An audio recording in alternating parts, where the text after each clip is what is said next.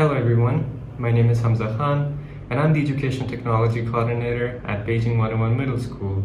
I'm an MI expert and an MI Master Trainer, and today we're going to learn all about Microsoft Teams. Once again, welcome to All About Microsoft Teams. And let's get started and see what we have for Microsoft Teams.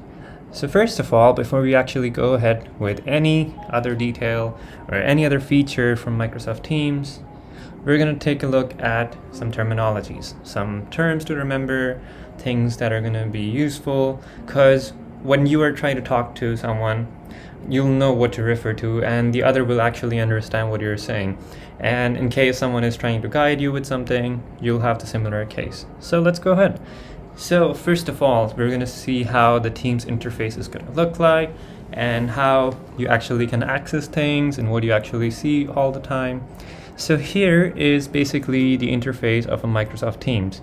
For some of you, it might look different, and you're going to learn how to switch it to this view in case you want this view.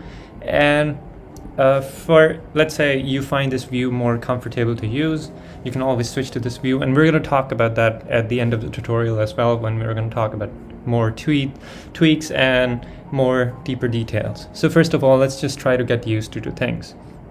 In some cases, if you are using the Teams for first time, you might see it this way, but if you have been using Teams or your systems admin has been setting it up, it might look different. Alright, so there are some terminologies that are very, very important. Most of the educators don't really use it, but I would really recommend, because when you're trying to look for some help over the internet, this terminology is going to really help you out. So first of all, we're going to talk about the me space. Now what we mean by me space is basically whatever is for you or for me. So here, if you're guessing it right, here is the me space. Now the me space is everything that is for you, that has all the sections of the teams and has all the teams names and the channels, and we're going to take a look what this subsection is called. So the me space is also divided into two parts. So the first part here is the app bar, and if I try to focus on it, here is the app bar. You might have seen it for all this time, but for some reason if you had an error, you didn't know how to locate the error or how to look for it. So this is the app bar where you actually see all the apps that are within the Teams itself. The other part is called the left rail, and here is the left rail. Now in case you have a different view, I know some of you might, whatever is for your own use is called the me space, and I'll try to show you the me space in a different view later. Now the other part is called the we space. Now if you're definitely guessing it correctly, here is the we space, basically whatever is shared between you and the people in that team and the people that are being shared to your team. So the we space, it technically has further parts of it. So the first thing that we're going to see is the class navigation, which is right on the top. Now the class navigation, and then we've got the team's name, and here's the team's name that you can find, which can also be found in the me space right here. Now the next thing is the channels. You might wonder what channels are. Just to give you an overview, channels are just like subsections that you can use just to create. Let's say you have a main folder and you're trying to create subfolders inside the main folder. So channels are something similar to it. And here is the channel's name. A general channel exists by default, and we're going to show you that as well. Now the general channel can also be located on the me space. So it gives you a hint you're on the right place, and we're going to see how channels are going to work for you later on. Now, the we space also has something called the tabs. Here are the tabs, and these are different sections inside your teams where you can explore different things, and we're going to talk about that as well. Now, the other part is the canvas. Now, you might wonder what canvas is. In most cases, the canvas is also part of the we space, because canvas is the place you actually work, so we've actually split it up into a different category. So here is the canvas, and this is all the part where you actually work and has all the we space for you. And the canvas of course has tabs that we talked about. It has the channel's name or the channel, and also consists of the team's name. That can be always useful to locate you're in the right team. Okay, now let's get started with Microsoft Teams. And first of all, we're gonna go ahead and see what features you notice in the Teams. Now, if this is your Teams, you might wonder what are the features. I'll tell you what, you already know, you've been seeing them, but you weren't sure. So here are all the features that you can use in a Microsoft Teams. The first feature that you can use is the activity bar, which we're going to talk about in depth as well. The next one is the chat, which is for private chats, one-on-one chat, conversations, or group chats, whatever you need for your requirements.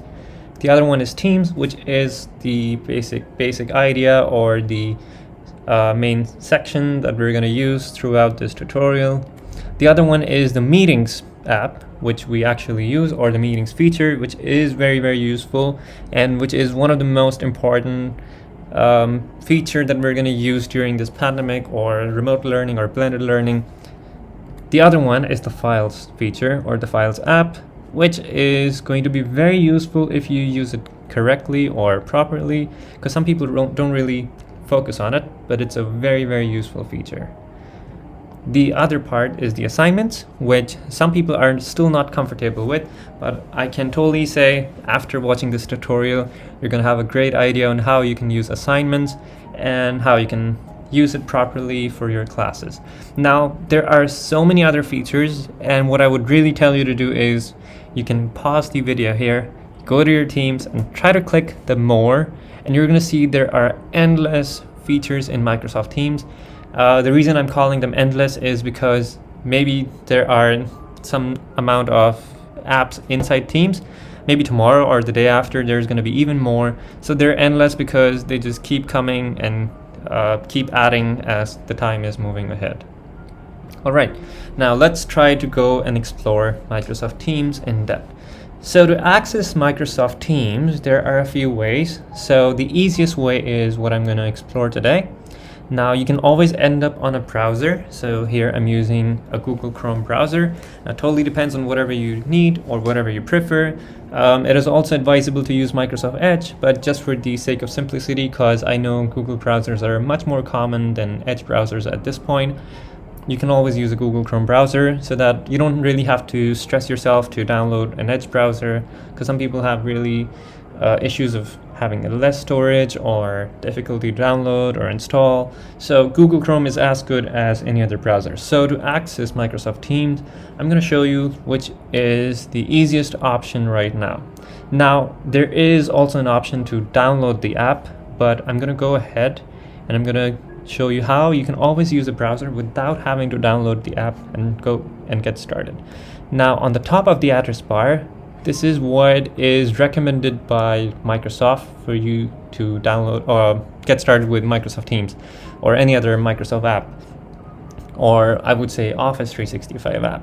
So here you can always type portal.office.com, but just for the sake of simplicity, you can always type office.com, and if I do so, I am going to save your time, and here I am on office.com. And in fact, I had typed portal.office.com, but it routed me back to office.com, as you can see right on the top.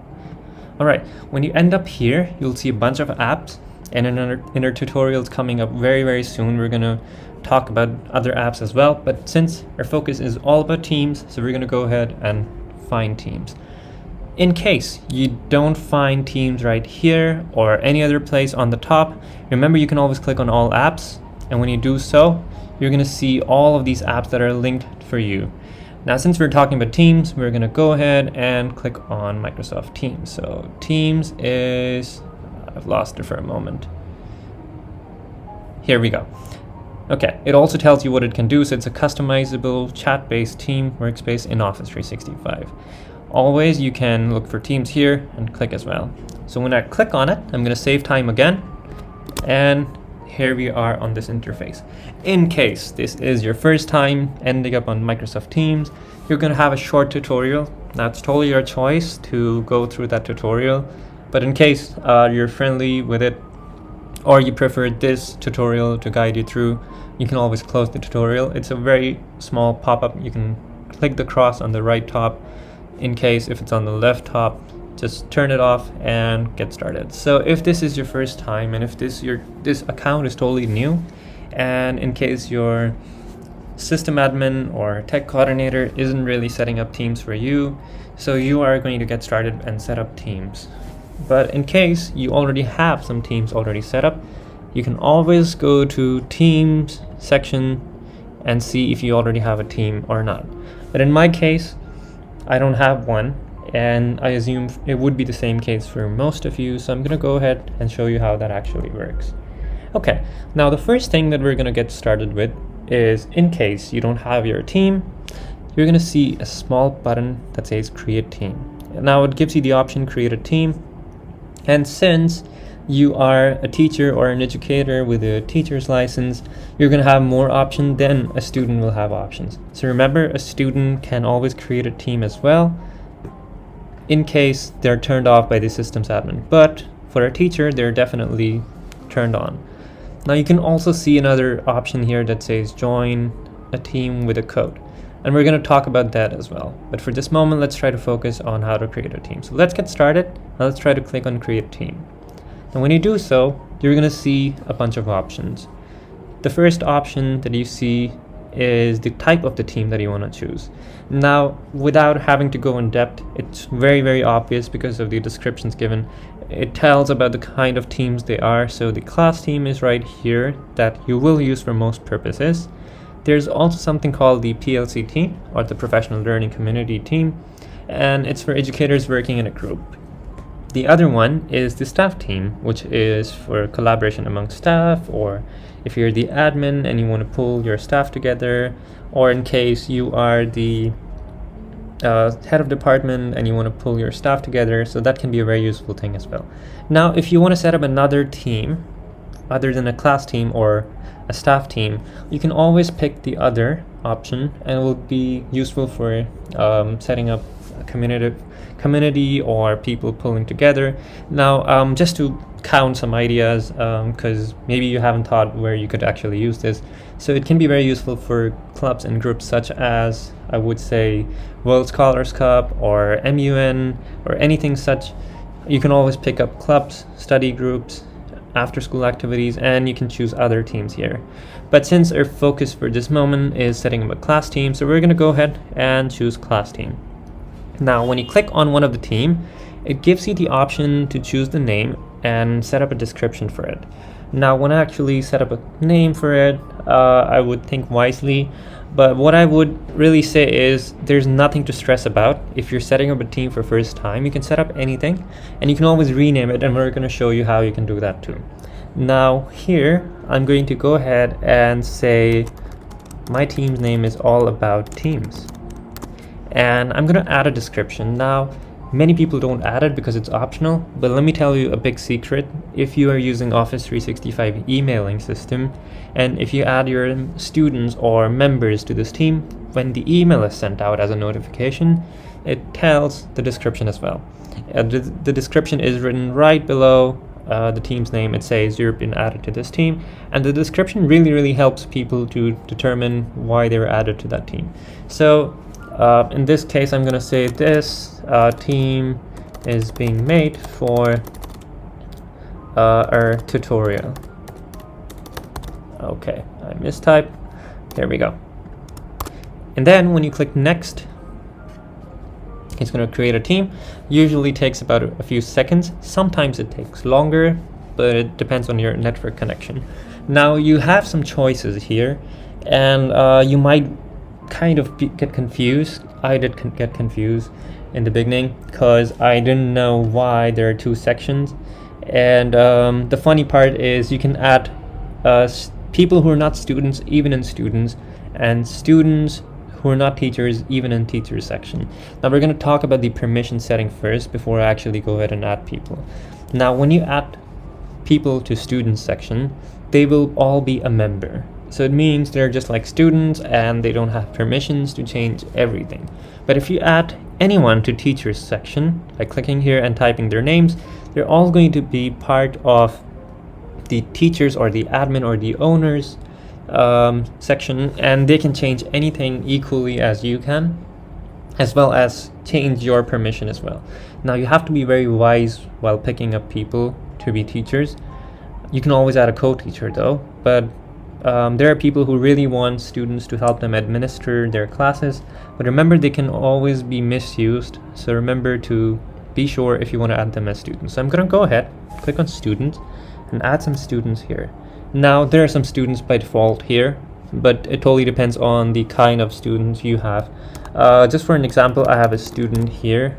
I'm going to try to type the name, and here's the student's name. And there are some demo students which I've added to the list, so I can pick up as many as I want. There can be whatever you want to pick. Also, if your school has made a distribution list, in most cases they really do, because that really helps, you can always type a distribution's name as well. In my case, I don't really have one because I don't really have a school in front of me. So if you did, you can always, let's say your distribution group is called grade 12. Oh, in fact, I do have one, maybe for a test. So I can always click on my distribution, the name of the distribution group, and it's going to tell me whosoever is here. Now I can try to expand and see who is in this grade 12. And when I did, take a look, all of these students came. Now at some point you realize you made a mistake and maybe you added someone extra who wasn't in your part of this class. You can select all and you can delete them by just pressing the backspace key or the delete key on a Mac. Now I'm gonna go ahead and just try to add grade 12, and here we go. And in case you want to be sure if everyone's there, you can always click this arrow and expand, and here you go, you have everyone right here. Alright, I'm gonna go ahead and add. Remember, if you change your sections, just in case you're trying to review if everything's correct, you still have to come back and add them. I'm gonna go ahead and add here, and when I've done so, it's going to complete and close. You can click close, or you can always edit if you're not done yet. And in other cases, you can still add more students. I'm gonna go ahead and add Amira again, because I didn't add her in the list. So I'm going to click add again, and here is Amira. Now I realized I really want another teacher to co-teach with me or be part of this team. This can also be your principals, head of departments, or anybody who you want to be part of this team to help you administer, because there are times because of the blended learning you can't really access because of connections. This can be very useful. So I'm going to go ahead and add myself because I'm on another account. I'm going to go ahead and add myself as a teacher. Now just to show you an example, I'm going to go back and take a look if there's any student that is not part of here yet. Okay, so I see a student, maybe MIE. Okay, I'll try to add another person though. So let's try to see MIE student, and let's see if I can add maybe MIE 100 for an example. Okay, that's probably a distribution group. Let's try to pick someone random. Okay, MIE trainer 2. And when I do so, I can add these people to this teacher section. Because this was a distribution group and there was no member, so it told me it's a 0 member was added, but in case there was, I could always add them here. Now I'm going to go ahead and close. And when I do so, you can see I've ended up on my team's we space and the me space, or basically the team's intersection. Okay, now the interesting part is some of you will be wondering, hey, I want to get started and simply just post things and start with things. So don't worry, we're coming to each and every step. So follow to set up your team first, and then we can get started with any other thing. So the next section that we have is tweaking your teams. So here is your team that you just set up. And now you're wondering how you're going to tweak it and how you're going to change something. So this is a very useful option in case you want to get started to your new school year and you're trying to set up everything before the school starts. Now let's take a look what you can change. Now in the me space, because we called it it's for me, you're seeing your team's name right here. In case it's too small, here is a zoomed version of it. So here is your team's name and here is your channel's name. Now as you can see, the general channel is automatically set up for you. And in the canvas on the right side, or the we space, you can see a bunch of things. You can see your team's name again, and you can see your channel name, and you can see all the tabs that are on the top, And here are a bunch of things that are going to guide you, and it's going to tell you what to do in case you need to get started.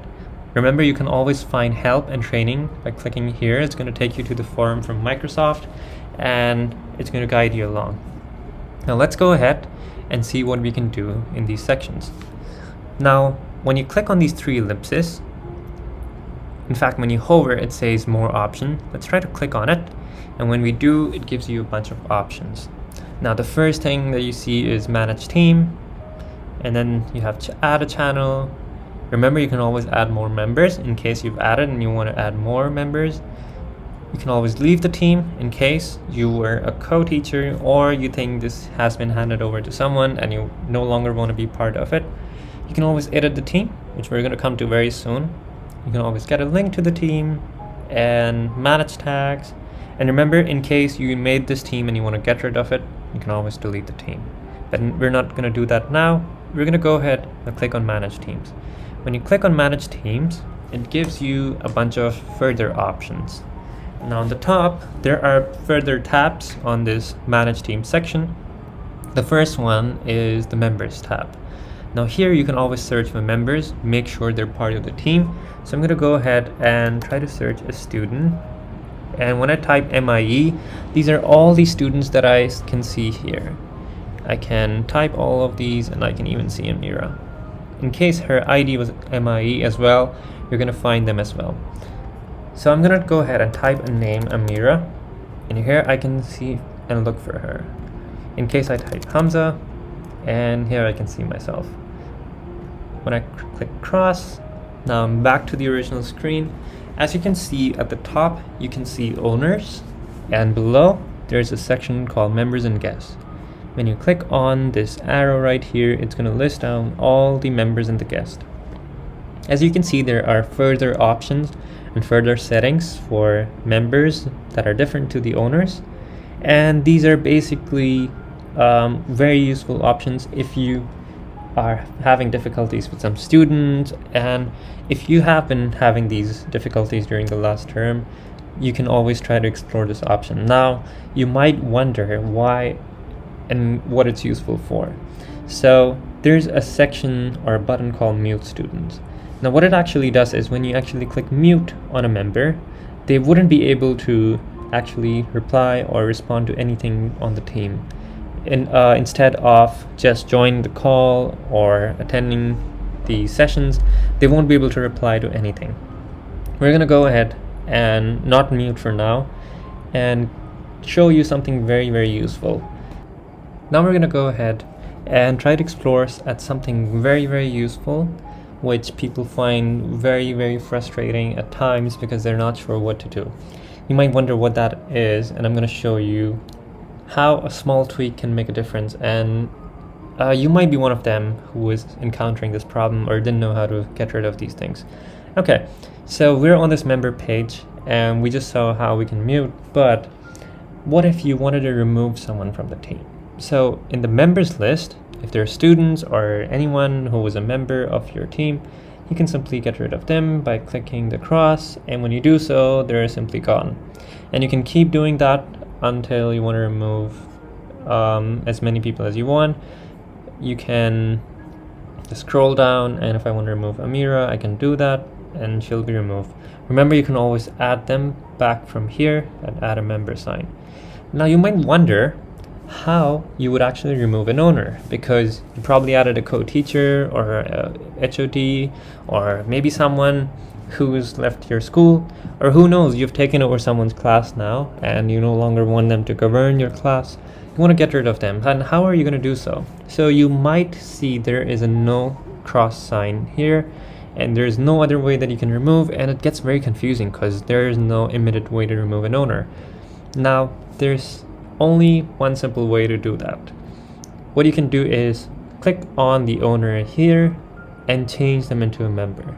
And when I do so, just realize I'm not changing the owner from here to a member. That's because I'm using this account, and if I do and change myself as a member, I will lose all the permissions to change anything on this team. So I'm going to go ahead and click the member here, and when I do so, I'm going to move Hamza Khan and the members, and now I can in fact remove Hamza Khan from this team. I'm going to go ahead and remove myself. And as simple as that, the co-teacher is gone. But at some point later, when you decided you want that person again, or maybe you removed by mistake, you can always click add. And if you want to pull them as a student or a member, just type in students. And if you want to pull them as teachers, you can simply type in the teachers. And I'm going to go ahead and add. In fact, let's try something new. You know we can add them as teachers, but what if I pull them in students? I'm going to put them in students and add. And when I click close, take a look, Hamza Khan is added to members. Now I'm going to go ahead and remove them again. And I'm going to go add a member again. And this time I'm going to type Hamza Khan in a teacher. And when I do so and close it, take a look. Hamza Khan is added to an owner. So that's the very fine difference between a teacher and a student option. Now I'm going to go ahead, and because I'm going to try to make this mistake, so you see how it might be different. So what if I accidentally changed myself as a member? So I'm going to go ahead, and because this is my account right now, I'm going to go ahead and change myself into a member. Now before I actually go ahead, what I'm going to show you is, take a look at all these crosses. When I'm going to go and click on member on myself, I will lose all the options to actually have myself to be an owner of the team again. Now the only owner of the team right now is Hamza Khan, and this person is going to be the only person who can change whatever in this team. And I've lost the permissions or the admin rights to govern this team. So you have to be very, very careful, and you lose all the options on this team. In fact, I would tell you to do something. So if you're watching this video, pause, go back 20 seconds and take a look what has changed on the tabs. And you can pause, go back, take a look, and come back again, and then go ahead and see what's happening. Okay, here we go again.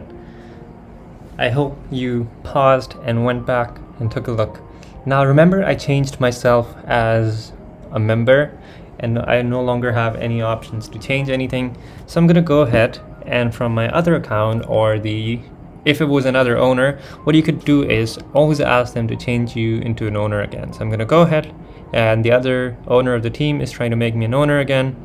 And when I do so, take a look. All of a sudden, the options are changing. I'm gonna get a notification, and since I'm using a browser, I'm gonna get a Chrome notification. If I was using the Teams app, I would get another kind.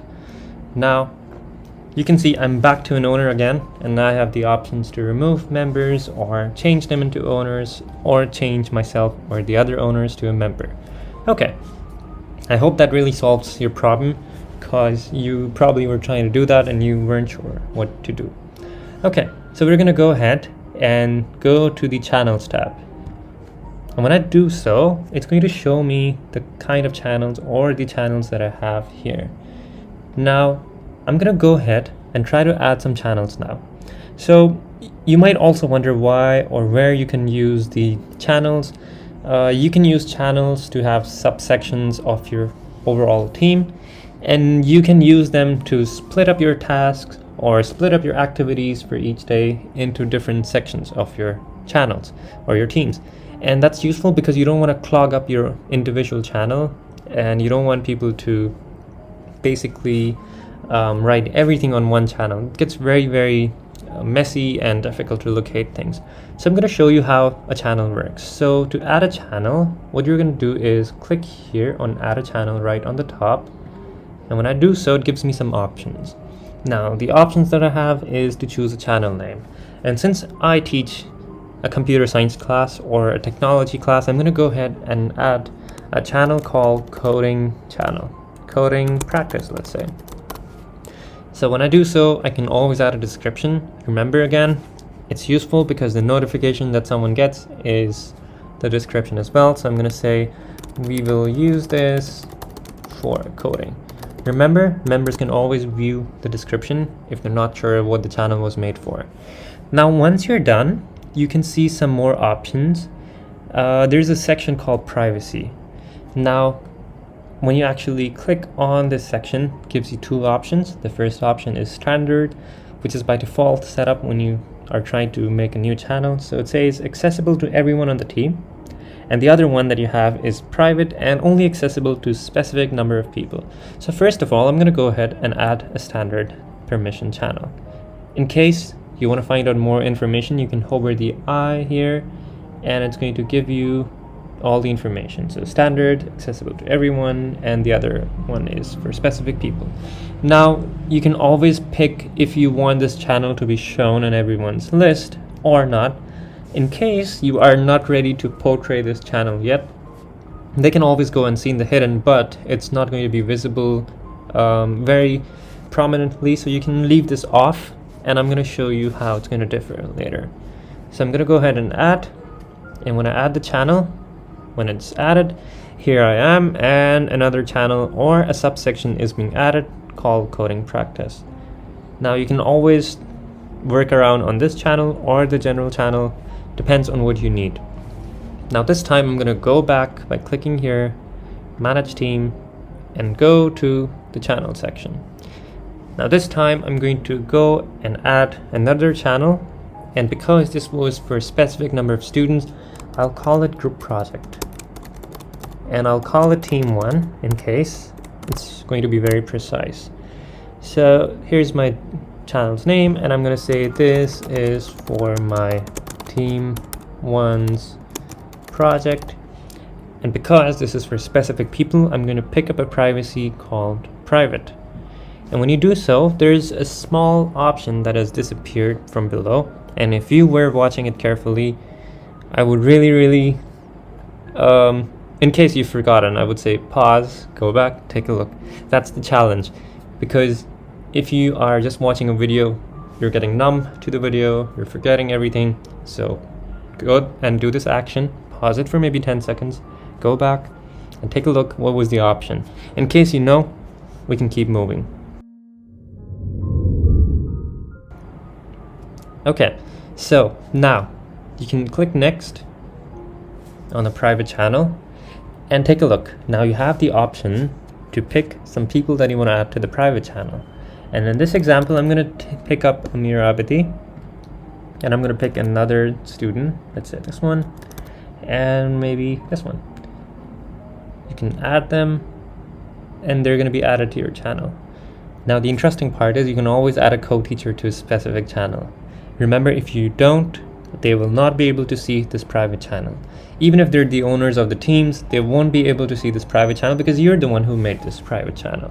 So I'm going to go ahead and add myself as well and click add.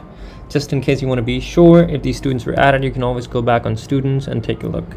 Now when you click done, you're here again.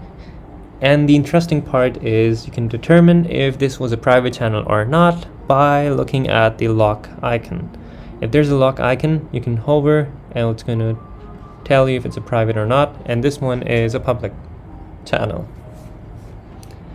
Now I'm going to go back to the general and click again, manage teams, and come to this channel section again. You might be wondering why I'm coming here again and again. So there are a bunch of settings that you can access from here all in one go rather than going through a shortcut that most of you use. I know what shortcut you use, and we're going to actually tell you about that as well. So now when you're on the channel section, you can click on more options for this channel, and you can always delete this channel.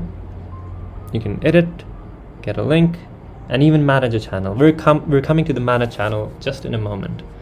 Okay, now here is something that says show for me, which is totally your choice.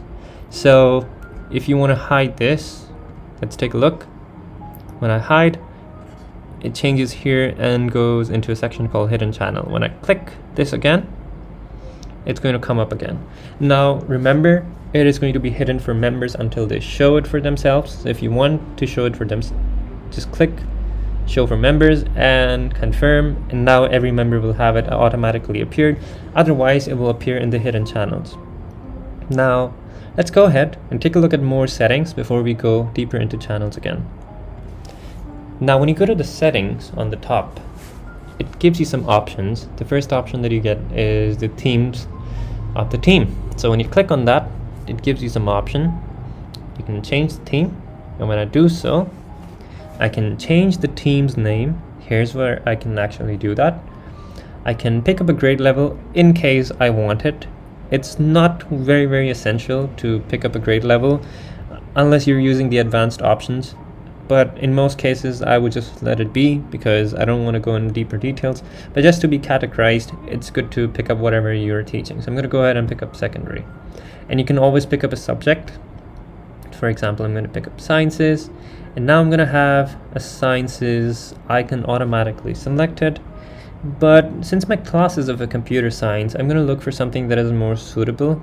So let's take a look and let's see what I have for myself. Here we go. Something that looks like a comment. I'm going to go ahead and click update. And as you can see, all of a sudden, something's changed. That was the icon of the team. And if I had changed the name, it would have changed as well. Now, when I go back to manage team in settings bar again, there are further options that I can see. I can change the member permissions.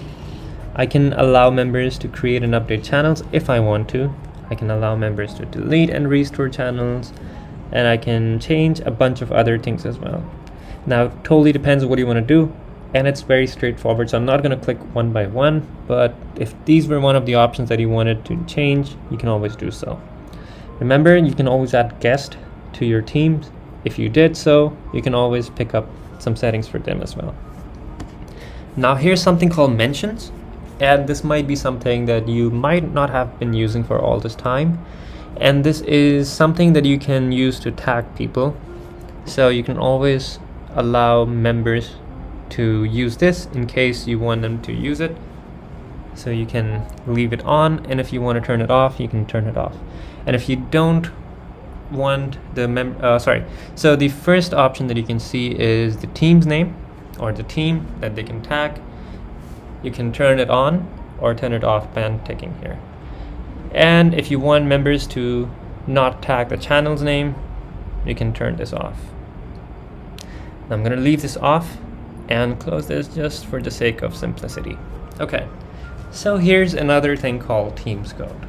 Now you might be wondering what this was for. So if you set up a team and you are having difficulty to add everyone to the team, and you think it would be easier for them to look for the team another way, what you can do is simply click generate here. And when you do so, it's going to generate a code for you. You can copy this code by selecting and copy, or you can simply click the copy button here. And when you do so, you can paste it and join the team again. I'll show you how you can join that just in a moment. I've copied the code, so we'll try to paste it later. There's other things that you can do, such as fun stuff. You can turn off the GIFs, you can turn off the kind of GIFs that you want to send, and you can turn off or turn on stickers or custom memes. It totally depends if you don't want them to use these. And remember, you can always manage Class Notebook in the Class Notebook section now because it's moved there. And remember, you can always pick if you want the members to tag or change tags or add tags. In case you don't, leave it to be owners only. Now there are more sections such as analytics, and you can see how the teams is going and how much data you've used and how much activity is happening. And you can always pick the apps that you want to use by default. So in case you don't want either of these, you can always delete them from here. And in case you want to add them back, remember you can always click on more apps and add them again. It's very straightforward. You're going to find it very easy to manage. So for now, I'm going to go ahead and click on this general channel, and I'm going to show you something very easy to use. So remember, we went to the whole setting to add a whole channel. So I'm going to show you there's another way to basically add a channel. So what you can do is simply click here on 3 ellipses and add a channel straight from here. And when you do so, it's going to pop up the same settings that we did on the inner side. This is a shortcut, but I always prefer to go back to the channel settings and take a look if the channel is already existing, or maybe it's hidden from me, or maybe some settings that I want to change. So it's always a good way to go to the main section and change from here. But in case you want a shortcut and you're running late for time, you can always use this option. So I'm going to cancel for now because I don't want to add any further channels. Remember, you can always leave the team. which you wouldn't really want to do unless you're leaving the school or you don't want to be part of the team. Now you might wonder, what is edit team? So when I click on edit team, let's take a look what happens.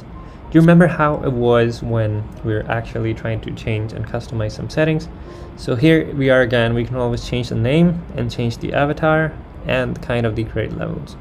It's totally up to you. If you want to change something, you can always edit from here as well, or going back in that option. There's one more way to change the team settings or the team's name. You can always click on this pencil here and we'll end up on the same option as well. Alright, I'm going to go ahead and talk about get link to the team. So when you click on get link to the team, here is a link that you can provide to people who are already part of this team and they're finding it difficult to come to this team again because there are too many teams for them. So this is a very useful option in case you have a lot of classes and you have a lot of teams set up and you're having difficulty to find this. So you can always copy, and when you actually paste this link, this is going to redirect to this team.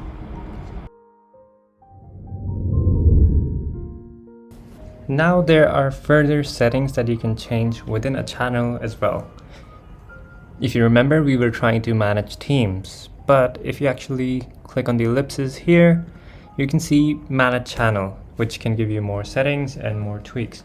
You might be wondering, we're spending a lot of time tweaking and changing things in our team, but let me tell you, that's one of the most important part to set up and get started with your team, because the rest is kind of very easy to catch, just like any other application.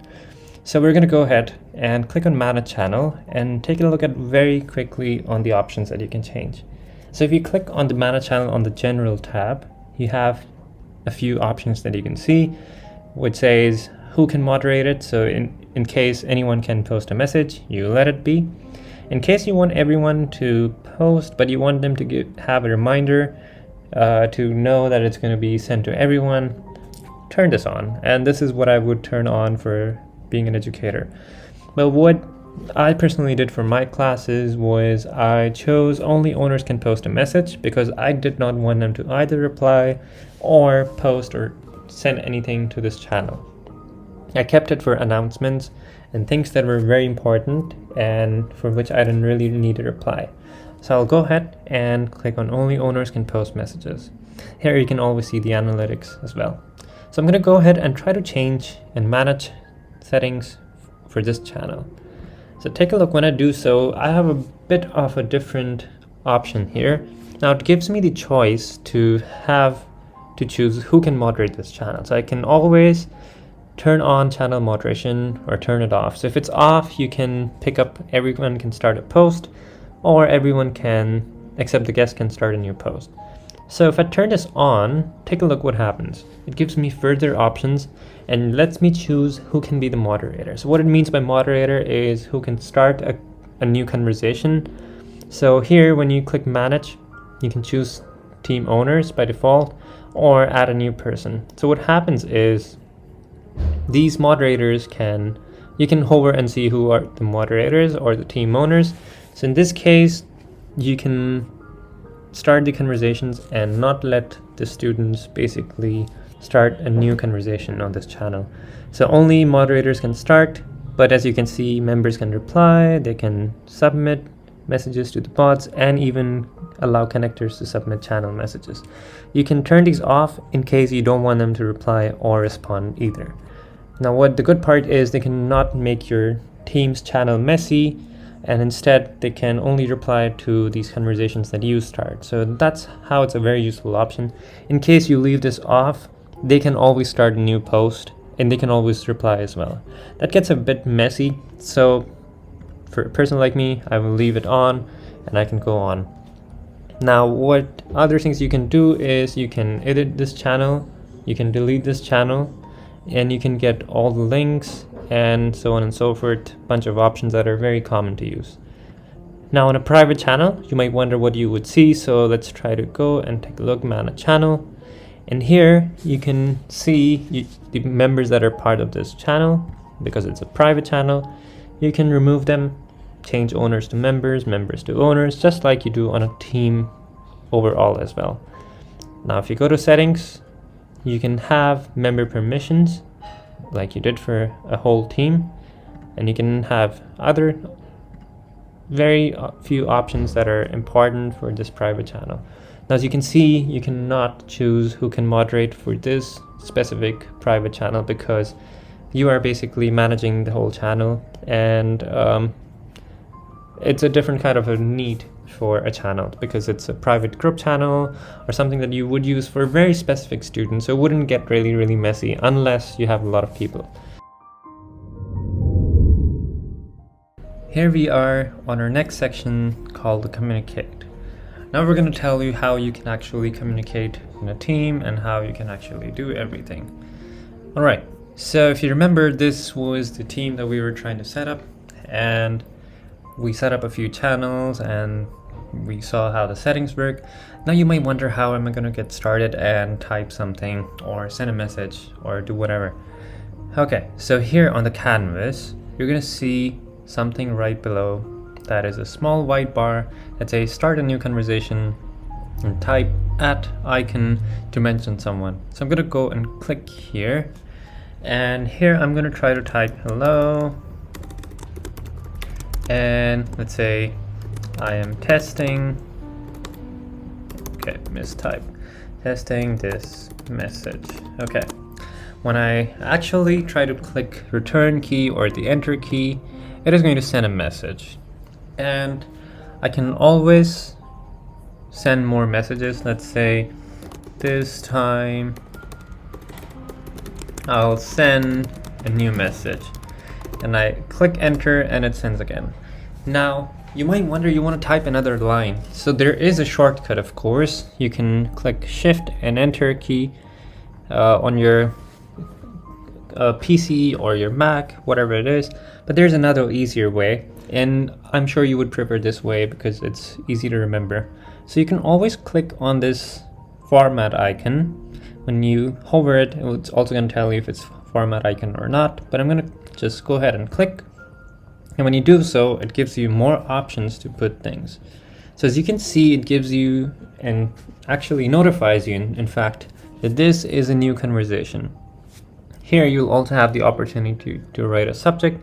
So let's say welcome aboard, and I'm gonna type here everyone, and now when I click enter key, it's gonna go to the next line. So welcome aboard to our new class, and whatever you want to say, so best regards. And now to send the message, you will need to click a button here, right here. I'm not going to go ahead and click yet because I want to show you some more options since we're already trying to type a message. So what else you can do is you can select all the text, you can bold the text, you can make it italic, you can underline it, and even cross it out if you want to. And in fact, of course, you can use some shortcuts. So I'm going to go ahead and use the shortcuts without clicking, and you can see they work the same way like they do for any other thing. Alright, so what else can you do? So there are other things that you can do to format other than just these basic things. You can highlight the text like you do on your other Office apps. You can click and choose the highlight. I'm going to go ahead and select yellow, and now it's highlighted. Remember, when you complete highlighting or choosing an option, you'll need to select the text again if you want this text to be changed again. So select the text again. This time let's try to go ahead and see what this is. So this one says font color, and now I'll try to put red as a font color because it looks more visible on a yellow highlight. And I realized I want to make it bigger, so I'm going to go ahead, select again, and click on font size. It gives me the option to pick small, medium, large. By default it's small. I'm going to go ahead and make it medium. And now it looks a lot of similar, but when you actually send the message, you will feel the difference. I'm going to go ahead and pick large this time, and you can see this has changed. Now you also have the option to make this as a heading or a heading 2, and other options that you have on a normal Word, PowerPoint, or an Excel. Alright, now if you realize this is too formatted and you want to return to a default format, you can always select and clear the formatting. And we'll turn back to a normal format that it was in the beginning or by default. Now there is a little tricky thing that many educators find difficult to access. What if you wanted to center this text? So there is no left centered and right aligned. Instead, there is an indent and an outdent button, which is called decrease indent or increase indent. I'm going to go ahead and I want to put this welcome aboard to our new class in the center. So I'm going to go ahead and try to increase indent. And as you can see, it's moving ahead. And once you're ready, I can stop. In case I moved too much, I can always go back and reduce the indent. And here we are again. Now, what if I wanted to add something new? And because I want to start it from the left side, so I'm going to go ahead. And this time I'm going to say, these are things you'll need for your class. So what if I wanted to put a list of things and I wanted to show in a proper format? So what I can do is click on this bulleted list, and it's going to add bullets. So I'm going to say a computer, or if I wanted to align this or indent this, I can always do that too. So laptop or a tablet, and I can use shortcuts just like you do on other apps, and you can always type more things and they'll be changed to a bullet list. For example, let's add internet connection, and I realized I wanted to make it a numbered list so it would look more appropriate. So I can always select these and change them into a numbered list. And as you can see, these are subsections and these are the main sections. Now you can change this into a quotation, and this is basically gonna be in a formatted box so that it's more visible or something that you can always access easily. Now what else you can do is try to link this text anywhere to someplace. So what if I was saying find out about me? So I can select this text and I can always link it. So find out about me, and I can link it to whatever I want to. So in this case, I'm going to try to link it to my blog, and when I'm done, I can insert this link and it's hyperlinked. Remember, you can always select it again and click on this link again, and you can always change it. Now you can always add something which is a code snippet. I'm just going to show you very quickly because this is not very useful for everyone. You can always click here, and if you teach computer science or a class that is for coding, you have a bunch of options to pick up here, including Python, which I'm going to show you here. And when you type the code, for example print, it will actually format it accordingly. Alright, that was just an option. I'm just going to insert it to show how that's actually going to work. So if you teach a technology or a computer science class, you can always utilize this option. Now you have more options to add these horizontal rulers. So if you do that, it's going to put a small line right here. Let's try to make it again so that it's more visible. Hello, test, and let's try to add this. And you can see there's a small line, which is a section breaker. Remember, you can always add tables just like you can in anything, and you can remove them by a shortcut again or by deleting it. Now here is something which is called the mark as important. When you do so, it will be marked as important so that it's quite visible that it's something of an urgency. Now when you click on the three ellipses, you have more options, and if you're using a smaller screen, you might see some of these options inside these more options. So you can undo typing or redo typing if in case you couldn't remember the shortcut. Now I'm going to go ahead and send this message, and it's sent. Now what I decided was that it looked quite messy and I wanted to change or edit something. So you have two options. What you can either do is click here and okay, I'm going to click again and delete this post if I want to. Now when I do so, it gives me the option to undo it if I did that by mistake. So in this case, I'm going to undo this and it's back again. Now I realized I have another option that I can always edit this post that I've sent. And here I can always change whatever I want. So I decided this looks quite messy, and so does this code, because I don't really want to use it. And I can just delete some things that I don't want, and here it's set up again. I can always click the tick or click the cross if I want to cancel this change. So I'm going to go ahead and click done. And now it shows an icon, says edited, and so does it appear for everyone who's viewing this. Now, as I'm hovering, you can see there are some reactions to these messages that I'm sending. So I can always react, and so can others react to these messages.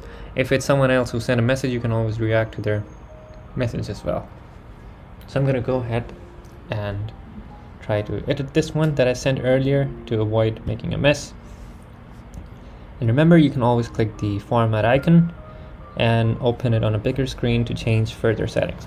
Now this time, what I'm going to show you is something called the announcements. So this was a new conversation, and you can always start that by default, but what if you wanted to make an announcement? That would be something very, very useful for you.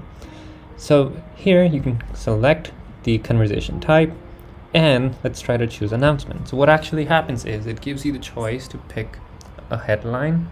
So I'm gonna say welcome, and here in the sub headline I can always add whatever I want, or I can leave it blank if I want to. In this case, I'm gonna leave it blank, and what I'm gonna emphasize is basically the colors that you can pick as a background. So in this case, I can change the colors and pick whatever I want. And since announcements can be very important, so I'm gonna mark it as important. Now, the interesting other part of choosing these backgrounds is you can pick a background of your choice. So I can choose an illustration by default that are present in Teams. There are a bunch of them that I can pick. I'm going to go ahead and pick up this one. And here we are. In case you want to pick up a background of your own choice, you always have that option. So you can click here again and click on upload an image. Remember, if you're trying to custom make your own background, you can choose these pixels, 918 to 120 pixels. That's going to avoid cropping your picture, because otherwise you'll need to crop it according to this pixel. So I'm not going to go ahead and upload an image. I would want you to pause here and go ahead and try some hands-on and try to upload an image and change some settings. So pause for maybe a minute or two, try it out before you move ahead.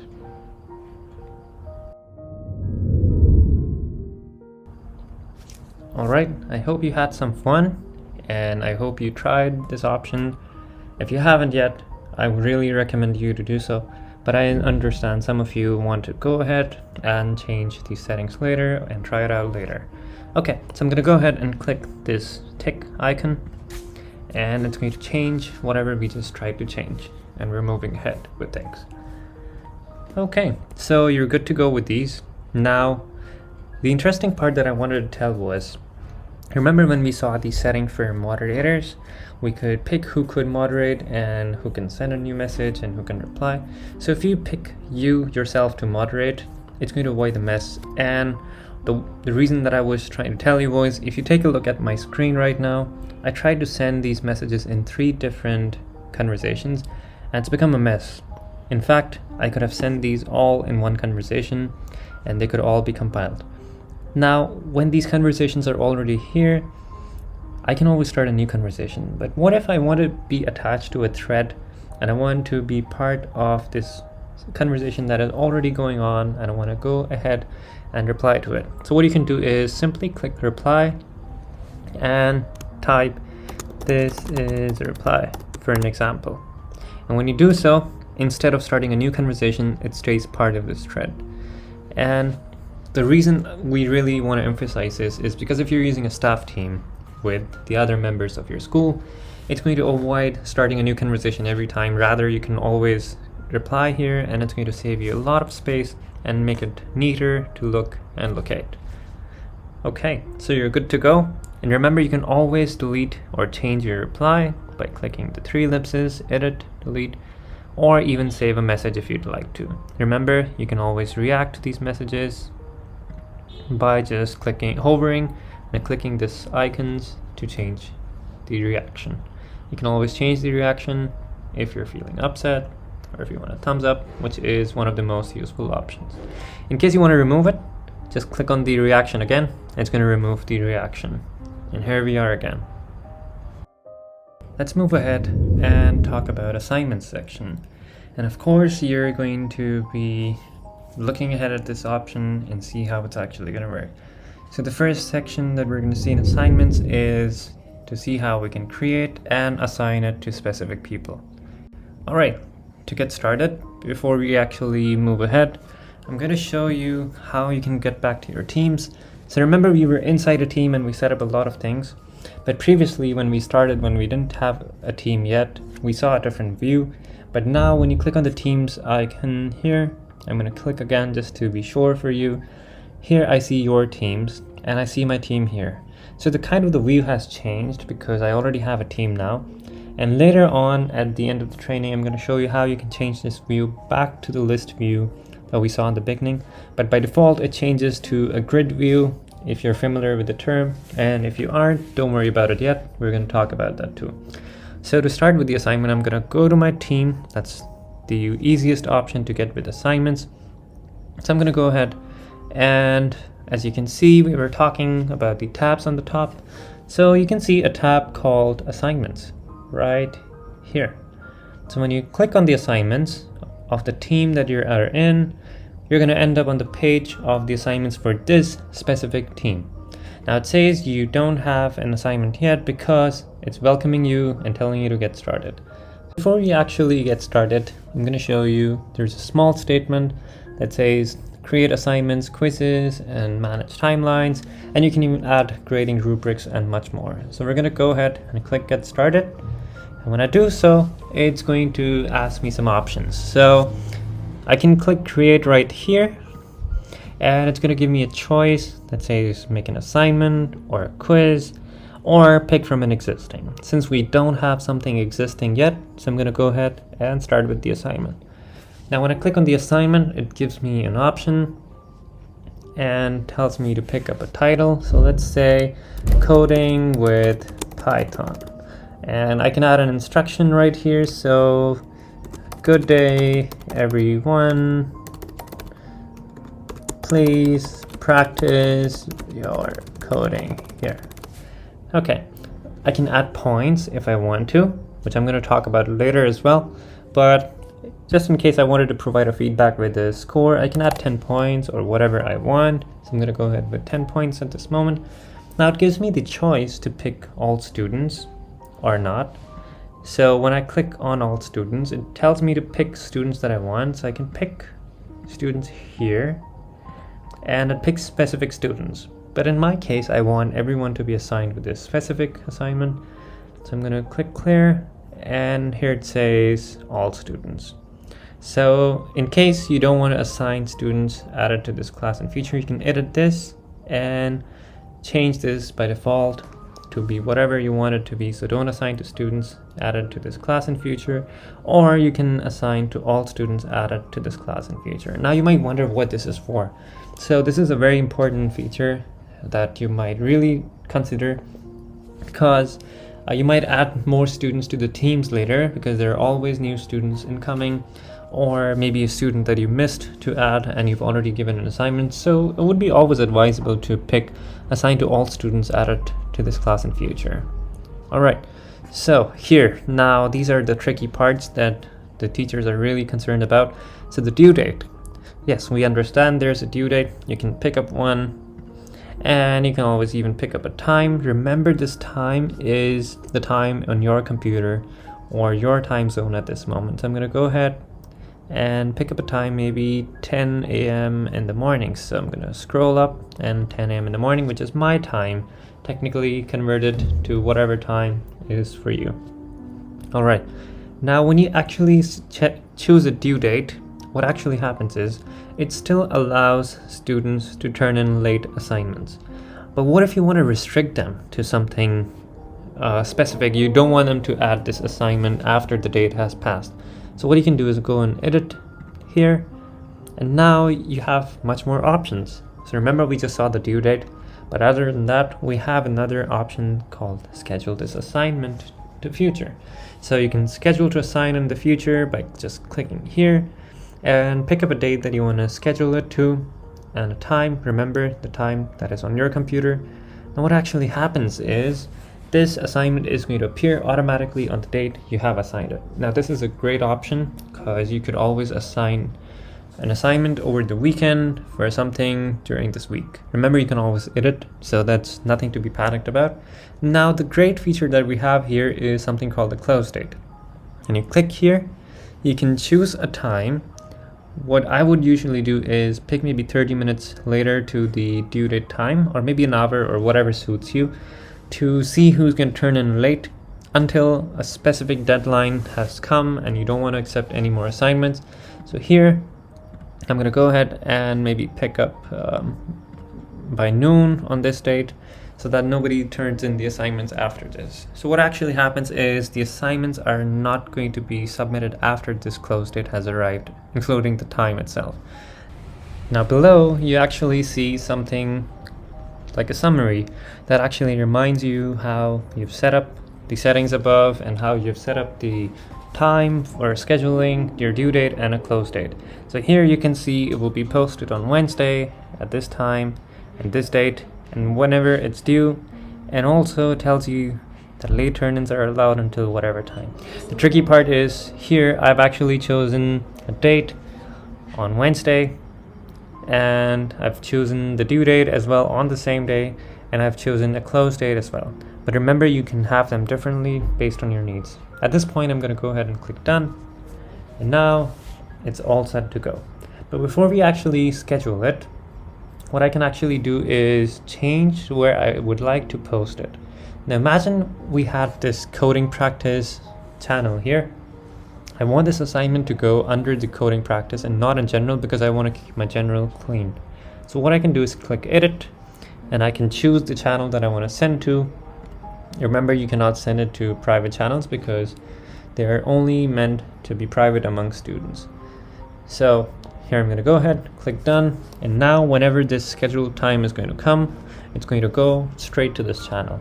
Remember, if you're not ready yet and if you still have things to do, you can click save, or even discard if you think you don't want to do it. Or if you're ready, please go ahead and schedule. But before I actually go ahead, I decided I'm going to add some resources. And how am I going to do that? So let's go ahead and take a look at that too.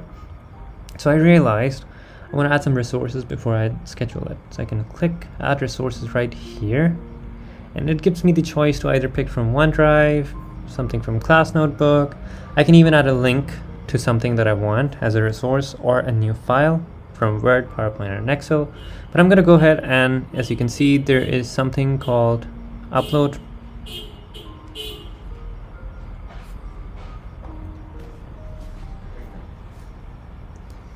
So other than picking up a file as a new file, I also have the option, as you can see, upload from this device. I'm going to go ahead and try to upload something from this device, and I'm going to just try to add maybe a small thing, let's say this poster from something in the past. So I'm going to go ahead, and when done, simply click done. Now I can add more resources if I want to, or I can always remove or download this resource. So in this case, I'm going to let it be and go ahead and schedule. When it's done, and here I am, and it says assigned and coding with Python, due whenever, and it also says it's scheduled because I haven't really assigned it yet. Now I'm going to go ahead and tell you how, other than this, you can give an assignment. So you can always use the assignment app right here, or the feature here. When you actually click on that, it's going to let you choose a class. And when you actually choose one and click next, it tells you the same kind of things but in a different view, and that's because you might have more than one teams and you want to work on your assignments rather than going on individual teams and setting up again and again.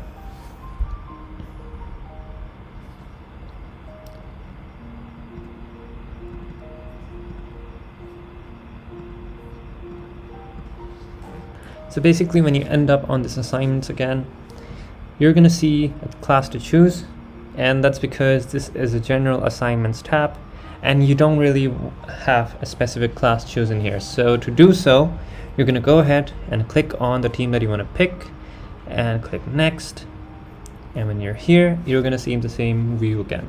Remember, you can always start to create a new assignment again, or you can edit something from here. And whenever you're done, you can click update. Now these are some things that will come to you when you keep practicing, so don't worry about it. Just keep practicing and play around so that you'll know how it actually works. Now there's something that I really want to show you, and to save some of your time, I'm going to make a team by default and show you how we can duplicate the assignments without having to create this assignment again. So to do so, I'm going to make another team and save your time. So here we are again, and I've set up another team just to save some time.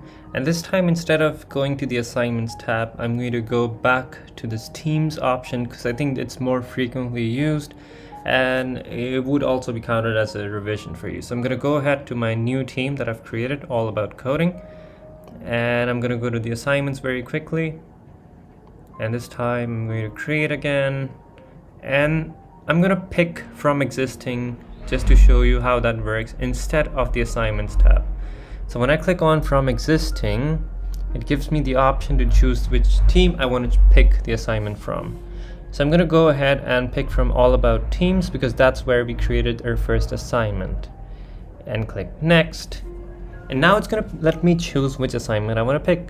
If I had more than one, they will be all listed here. And because I just have one here, I'm going to go ahead, pick it up, and click next. And when I do so, take a look. It gives me the option to change and edit everything besides the default things that are already there. So the resources are copied, and so are the instructions and everything else that was set up. Now I have the option to change the due date and whatever I want to, depending on how I want to adjust. Now you can take a look. The assignment will be posted to general channel because I do not have another channel other than the one that is created by default.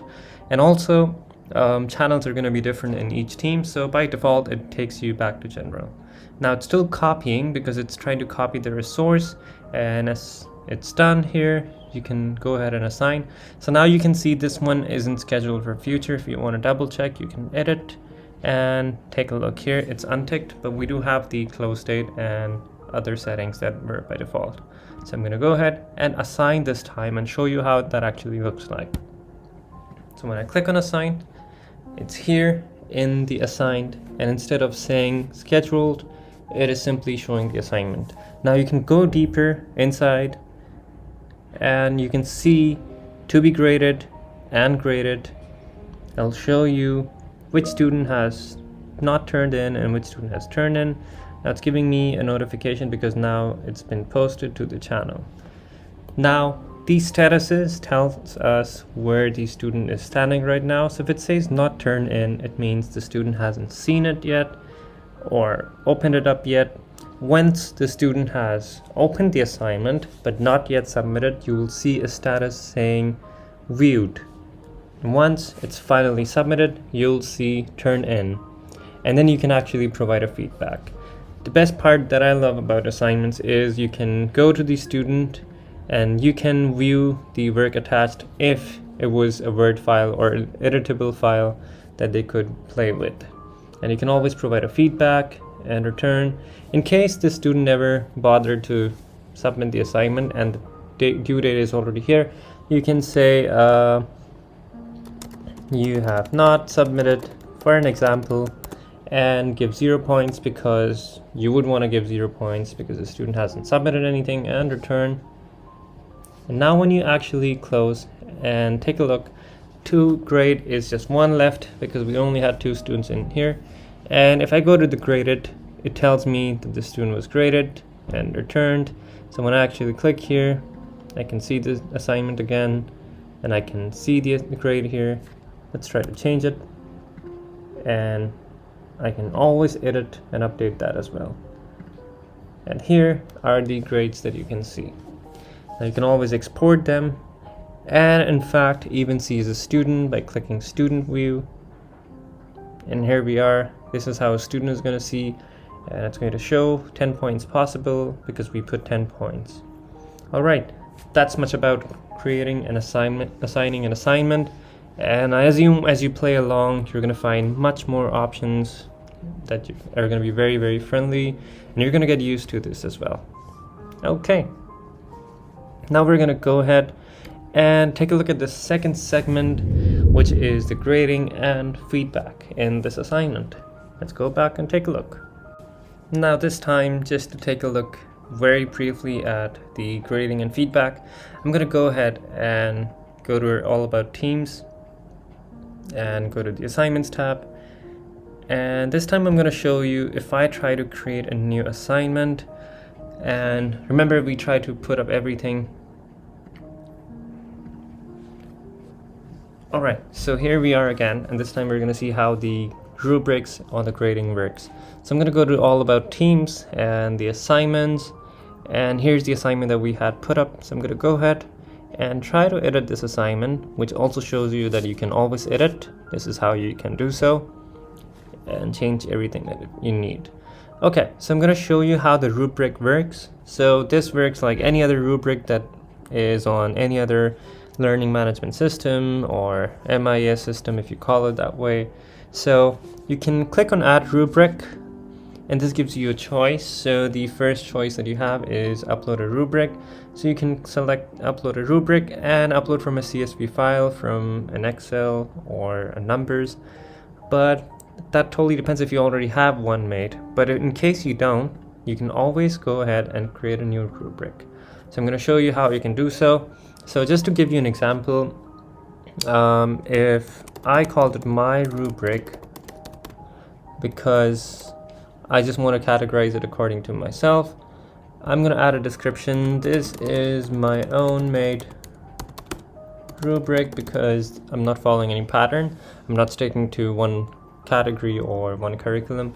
So here I can go ahead and add, let's say I'll add a description. So you will be graded based on my rubric. Okay, so this here you can add a description. So if you were teaching MYP or DP or even an AP curriculum or IGCSE, you can pick a description of your choice. So that gives you basically an idea of how you want to grade it.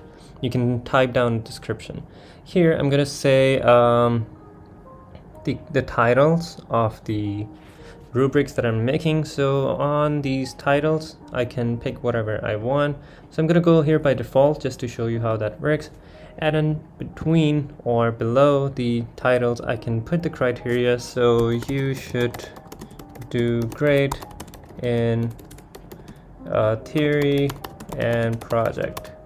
I'm just showing an example. So you should do maybe great in theory, and you should do great in project, and here you need to work hard. I'm just showing an example, so it can be anything. You can add even more if you'd like to, and if you want to delete, you can always delete it. Remember, you can always clone by clicking this button. We'll just clone it for you. This can be useful if you want to copy a description. It could be your choice. Okay, and now you can have more than one criteria, so you can add more of these, and you can even grade them according to them, or you can delete them. Now I'm going to go ahead and click yes to the points because I want to have a point for that as well. So I'm going to have 5, 4, 3, and 2 because I didn't want it that way. And if I in case wanted 0, 2, 4, and maybe 6, maybe I wanted it that way. So it could be whatever you want based on whatever it is you need. So I'm going to go ahead and attach, and when I do so, it's added, and now I can update it. Now what I'm actually going to do is going to go ahead and try to click on one assignments and not turn in, and it's trying to load my rubric because I just uploaded my rubric. But when you come back later, you'll see the rubric here too. I can always go ahead and add some points. So at this point, I'm going to go ahead and type 7 and return. And it's going to return, and that's it.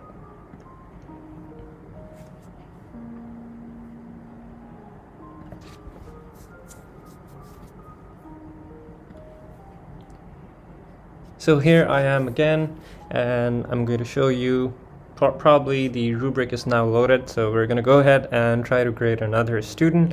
So when I click here, now it says my rubric here because this is the one that I titled it. If you have another title, that's the title you're going to see here too. So when I click here, it's going to help me pick how many points I would want to give.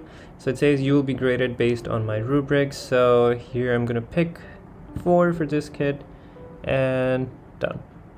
And as you can see, I'll go back and you can see here, there's a 7 based on the rubric that I picked. So go ahead and try to play around. If I click 0, take a look at the total points. There's 0. That's evenly distributed because it's divided with the percentage of the amount of grading criteria that you have. So if you can see, it's 3, now it's 7, and turn into 10. I can always click done and return. So this is a very supportive rubric, because if you have multiple rubrics that you want to add and different criterions that you want to put, you can have a great way to grade your assignments. Okay, now I can go ahead and return, and I can close, and now I can go to the graded section and see the students graded. So I can see this one as the 7 that I had given manually, and this one as I can see with the rubric. Alright, so that's much about it, and that's how you can grade and provide feedbacks. And remember, you can always change them according to your needs, or you can click on them, change them, and then return again if you want to do it that way. You can always put a feedback later if you want to. I will provide this feedback later, and you can always return, and this way you can keep things organized. Alright, so that's much about it for assignments. See you in the next section. Let's get started with the calendar now. This is a feature that the educators really freak out at and are not sure how to play with it, because there are options that are very tricky. And basically, this is the feature that teachers are really waiting to see how they can actually use, especially if you're new to Microsoft Teams and your school is really asking you to teach with Microsoft Teams. You might be daunted. You might be wondering how you're going to be using these features. So don't worry about it. We're going to go ahead and teach you in depth. And they're very, very simple once you know how to actually use them. So the first thing that we're going to see with the calendar with Microsoft Teams is how you can schedule a meeting. This is where you will schedule all your classes and meetings and everything that you're going to be doing online. Okay, let's go ahead. So here we are on our Teams, and this is the base page or the home page of Teams. Now we're going to see this app right here called the calendar. So when you click on the calendar, you're going to see your calendar of the Teams basically linked with your Outlook and your other Office 365 apps. Now at this point, this is about the time that is at my place right now. So I'm seeing this red bar telling me I am right here and I'm in this section. Now what you can actually do is change the view of the calendar as well. If you want to change it to a work week, then you're going to see Monday to Friday calendar. So in this way, you're not going to have any error made while scheduling a meeting. And if you want to put a day, here's how you can put a day. But I'm a person who prefers a week because I might have something to do on a Saturday and a Sunday. Alright, you can always change the month from here based on where you want to go. You can always schedule something for future, and you can always pick a random date from here. So I'm going to go ahead and pick up something for 17th of August. Okay, so here we are. Now you have a bunch of options that you can set with and play with. So what you can actually do is always click the Meet Now button, where you can always get started with the calls. Now if you were noticing it very carefully, you can always go back and take a look. That's kind of a challenge again for you. You saw this Meet Now button elsewhere, and I'll pause for 5 seconds so that you get a time to think. And in case you already know, you can keep watching the video, but if you want to go explore, you can pause and try to locate where it was. Okay, so in case you didn't notice, this button was found on your Teams. So when you were inside your team, on the right top, you saw the exact same button on a mini view, and it was called Meet Now. So with Meet Now, when you click on it, what you can actually do is start a meeting.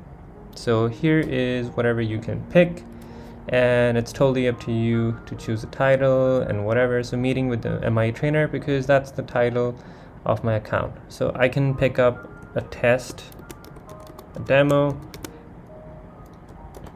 and I can get started. Now I can turn off the video if I'd like to, and I can turn off the microphone if I'd like to.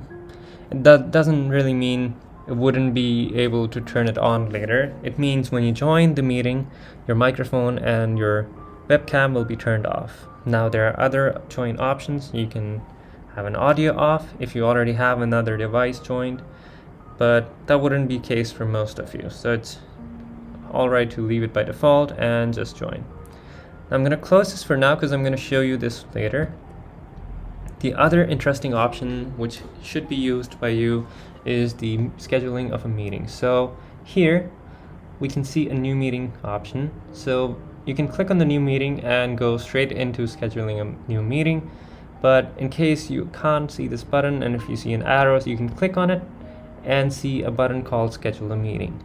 There's also something called live event, which is currently free with A1 licenses, but later on it wouldn't be. So it's something for you if you were hosting a whole live event, but in most cases you would use a scheduling a meeting. So let's go ahead and click on schedule a meeting. So when you go here,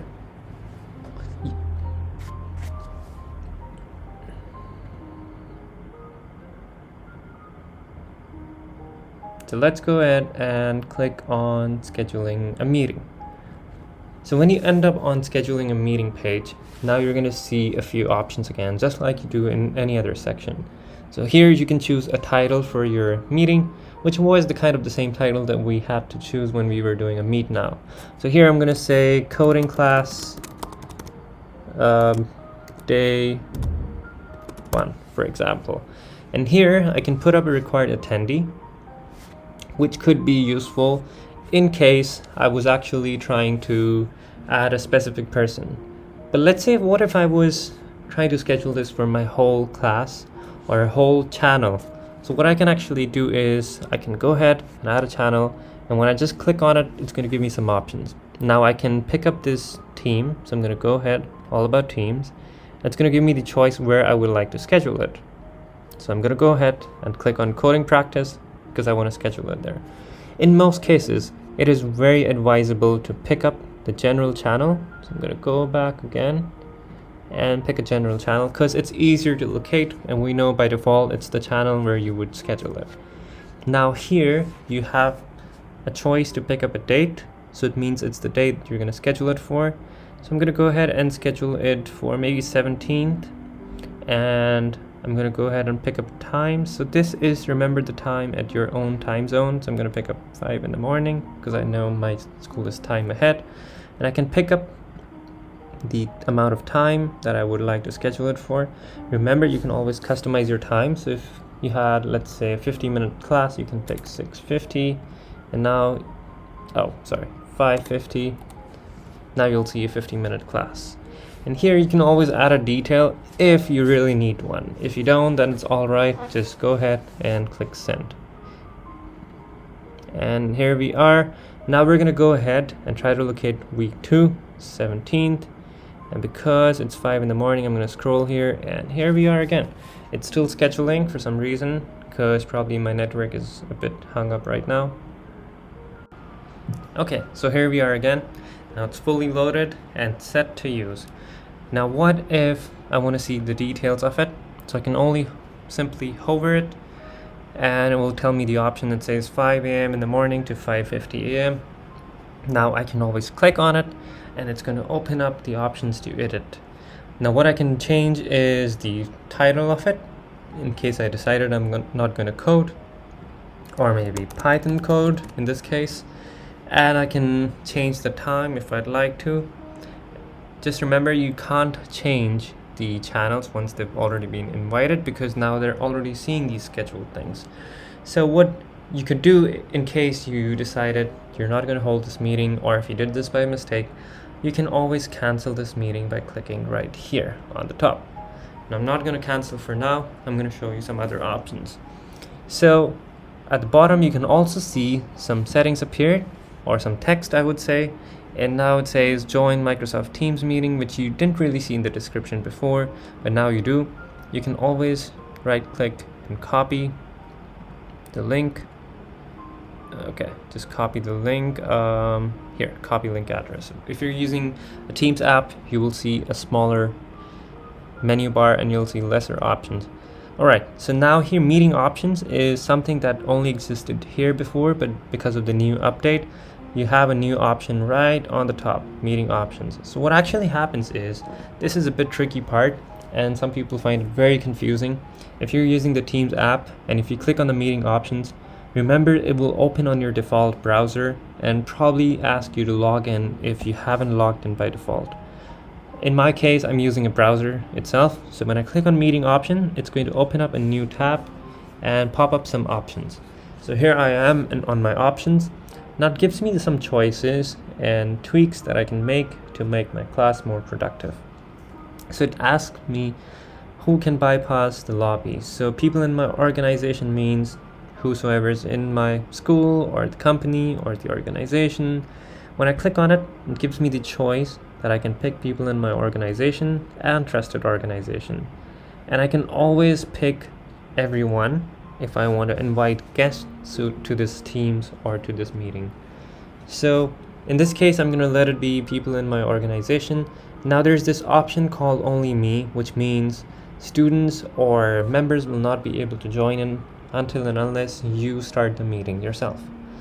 Now, this is a very useful option which has just come up, but by default, teachers would prefer people in my organization because you have your responsible students and you know they will join in when your meeting starts.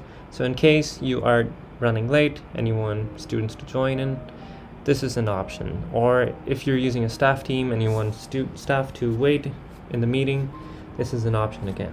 But of course, you would want to pick only me if you want students to wait until you join it. Now, the important part is the who can present. There are other tweaks as well that you can see above. So of course, always let callers bypass the lobby. You can pick it up.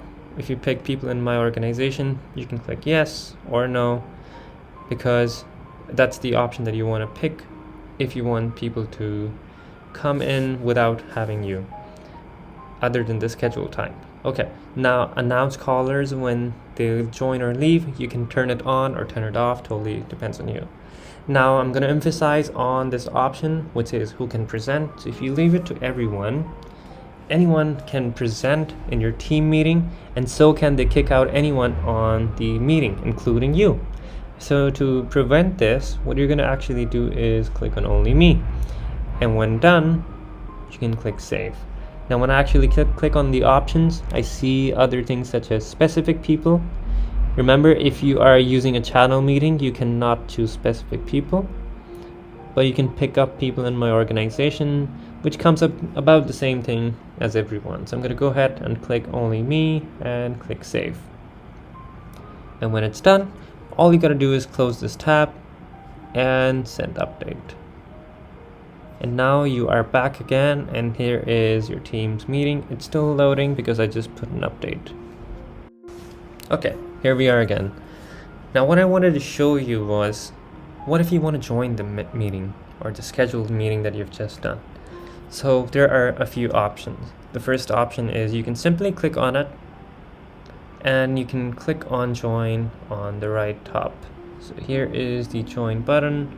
You can click on it, and again, when you do so, give you the choice, and you can pick up your webcam or microphone and join in. And what I'm actually going to do now is show you how it will look like once you join. So let's go ahead and click join now. Now we're going to go ahead and take a look at some options called the in-meeting toggles, which are basically features that you really want to learn and you really want to be familiar with. And these are things that you really worry about how it's going to look like and how my meeting is going to look like, because you're not confident on how you're going to be using these options. So I'm going to show you. So here we are, and this is the meeting that you just joined a moment ago. And as you move your mouse around or your cursor around, you're gonna see some options right below. So here are some toggles. Now here is the meeting name that you set up. It tells you when you hover on the time. Now here's the option to turn the camera on or turn it off depending on what you need. You can click on unmute or mute depending on what you need again. Now here's a very interesting button. It's called share. So when you actually click share, it gives you the choice to share whatever you want. So since I'm using a browser, I only have the choice to share my desktop. If you're using a Macintosh, remember you will need to customize some settings behind. Just follow the options that it's going to give you, just allow it, and it's going to be fine. If you're using a Windows, you wouldn't really need to worry about it. Now, if you were using an app, you will have more than an option to share your desktop or a window. You can share a specific window as well. Remember, on a Macintosh, you cannot share a full screen window. If you are having a full screen window, if you reduce the size to a normal window, then you can share it. Okay, so I'm going to go ahead and it's going to ask me if I want to share my entire screen or an application window in this one. Here is the one, or a Chrome tab if I wanted to do that. Now I'm going to go ahead and click share, and when I do so, it is sharing everything that is on my screen. So if I try to scroll around, that's going to be shown as well. I'm going to go ahead and stop sharing now. So here I can simply click stop sharing, and when you see the share icon again, you know you have stopped sharing already. Now this is a very essential part to remember. You can click on more actions and you can see show device settings. So this is very useful in case your volume is too low and you want to increase your microphone or change your microphone depending on what you want to do. Now you also have the option to see show meeting notes, and here you can take notes if you'd like to. Some people don't really prefer this option because you're teaching and it's difficult to do so, but remember this option always exists, so you can always use it if you'd like to. Now you can always enter full screen, and that's going to avoid distracting you from other things. Now there are other options such as keypad if you were using it for organization, which offers you to call, and it can be something very useful. Now the most important part, according to me, for educators is the start recording button, which is to start recording a session. Remember, Microsoft Teams sessions are not recorded by default, so you need to click on start recording, so which I am going to go ahead and click. And now it gives me a notification that it will be saved to stream. And on the top, you're going to see an icon or a bar that says you're recording, and everyone else who is on the meeting will know that this session is being recorded. Also, you'll see a small button or an icon here that says MIA trainer started recording. It tells who actually started recording. Remember, whosoever starts is going to be the owner of the recording, so it's important and essential that you record yourself. Okay, now here I'm going to stop recording again just in case to show you, and there we are.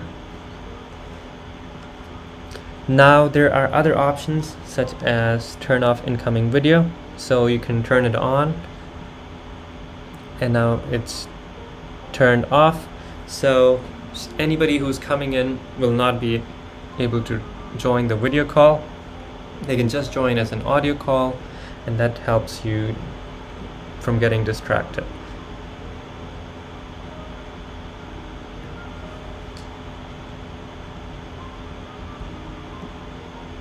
So you can see now it's turned off, and since it's turned off, anybody who joins the meeting cannot turn the video on. They'll join as an audio call. That really helps you from not being distracted during your session. Okay, now there is an end meeting button, which is a new button added recently. Now when you click on it, so whosoever is on the session will be kicked out of the call, and you're going to end the whole meeting. But now you might be wondering what this button is. The red button is hang up, which means you are going to hang up yourself, but the meeting is going to still go on. So whenever you're done with this session, remember you should use the end meeting button. Now there are two more options that I'm going to show you. The great new features that came out. One of them is called raise hands. So the other part can raise their hands and click again and lower them again.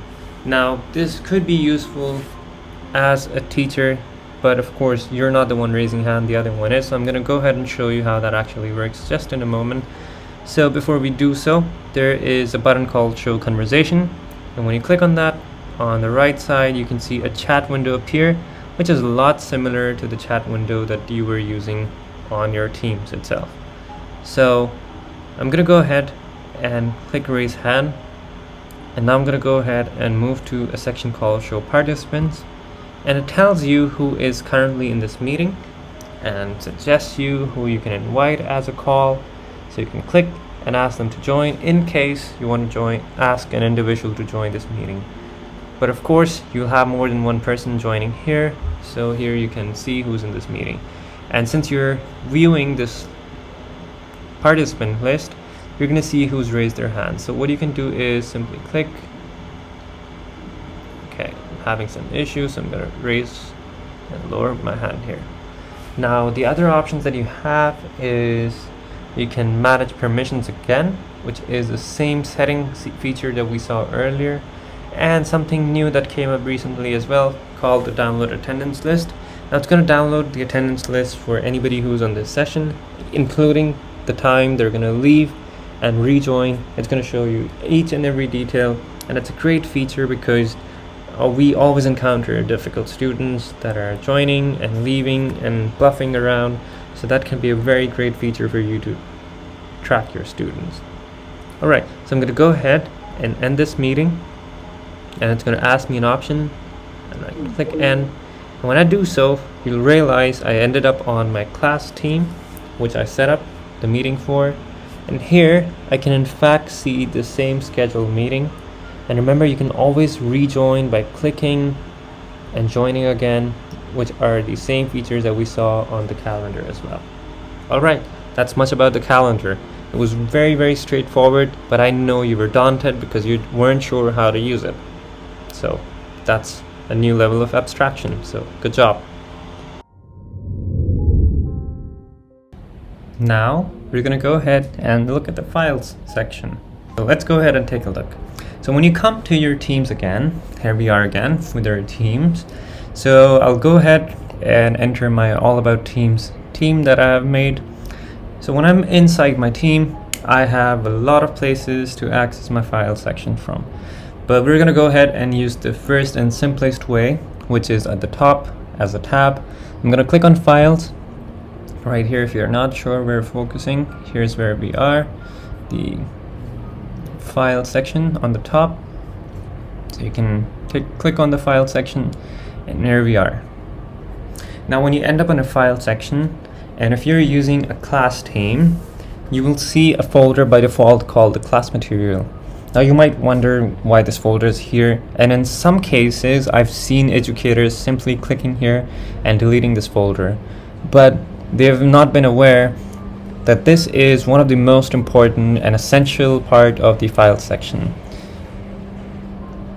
So what actually happens is this class material by default is a read-only folder, and read-only for students and not for the owners of the team.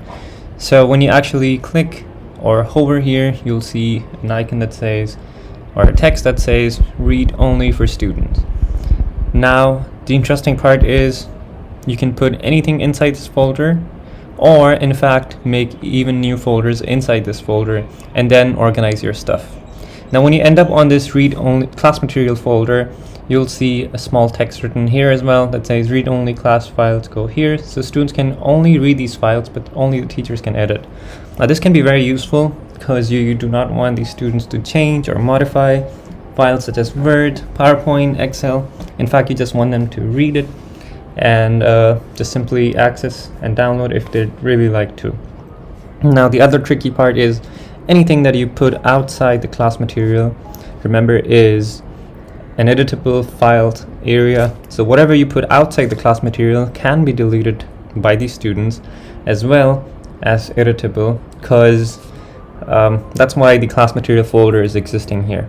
Otherwise it would have made no sense. So anything that you try to upload here is going to be editable. So imagine you put a Word file here. You're giving the access to these students to change it as well. So let's go ahead and let's try to see how you can add a file or a folder. So to do so, on the top of the file section there are a few buttons. Let's get familiar with them. So the first one is the new button, the other one is the upload, then there is the sync, copy link, download, and add a cloud storage, which we'll take a look in a moment, and open in SharePoint. So now first of all, let's go ahead and try to click new button. When you do so, you're going to see a bunch of options. The first option that you see is the folder. So it means you can make a new folder here right in front in the directory and get started. But there could be cases where you want to make a new Word file or an Excel, PowerPoint, and so on and so forth. Now I'll go ahead and make a new folder first and type a name for a folder. So let's say I want to type maybe Python resources maybe, and I'll click create. And when I do so, the folder is right in front of me, and it even tells when it was last modified and by whom it was modified. So I always have the choice to click and delete the folder if I think I want to get rid of it because I've made a mistake, or you can always rename it by clicking here. I'm going to go ahead and get inside the folder of Python resources, and instead of in fact making a new file again, I'm going to try to upload a file this time. So let's click on upload.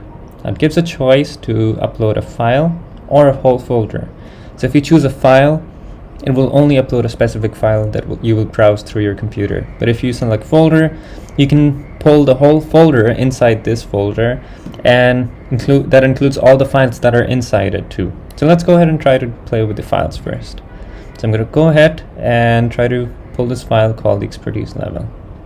And while it's uploading, there's a status right here, and now it's done. So I'll go ahead and try to upload a new folder this time. So when I do so, here's a folder that I want to upload, which is from one of my past trainings. So I'm going to go ahead and click upload, and we'll give you the choice to upload or cancel once again, because you might have a huge storage and you might have a folder that is really huge. So it's totally up to you. If you're confident enough, just click upload. Now in my case here, I intentionally made a mistake so I can show you how that works. So right on the top here, there is the status that says uploading 14 items. I'm going to click on it, and it shows me the status of all the things that are uploading at this moment. Now I intentionally made this mistake because I wanted to show what if you selected a folder which you didn't really want to upload, and now you want to get rid of the upload status. So what you're going to do is simply either you can pick one by one on the files you don't want to upload, or you can cancel the whole process by just clicking here. So I'm going to go ahead, I'm going to show you one file first. Here's how you can cancel it, and now I'm going to go ahead and cancel the whole folder. When I click here, now it's canceled. Now remember, the folder is still here. You can always click on the folder and see if there's a file inside, but there's none. So I'm going to come outside again, and this time I'm going to try to organize my files. So what if I wanted to put this expertise level raw inside this module 2 folder? So there are a few ways. I'm going to show you the easiest way, and then I'm going to show you the other step-by-step way. So the easiest way to move this file into this folder is just like a PC. Just simply hold the file and drag it here. But now the tricky part is, since I'm using a browser right now, I do have some limitations. So if you're using the Teams app, you can simply click on the file, just drag it just like you do on a computer, and it would move. But now I'm going to move it with the other step-by-step way. So to do so, you got to select the file, which is by default already selected because I clicked on it. Now I have the option of move right here, and if you can't really see, here it is. And when you click on 3 ellipses, it gives you the option to in fact copy as well. So what I'm going to do is I'm going to try to copy it first, and when I do so, it opens up the directory, and here you can see where I'm actually playing with.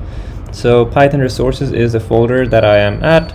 Now I want to move everything to the module 2. I'm going to go ahead and click on module 2 and simply click copy.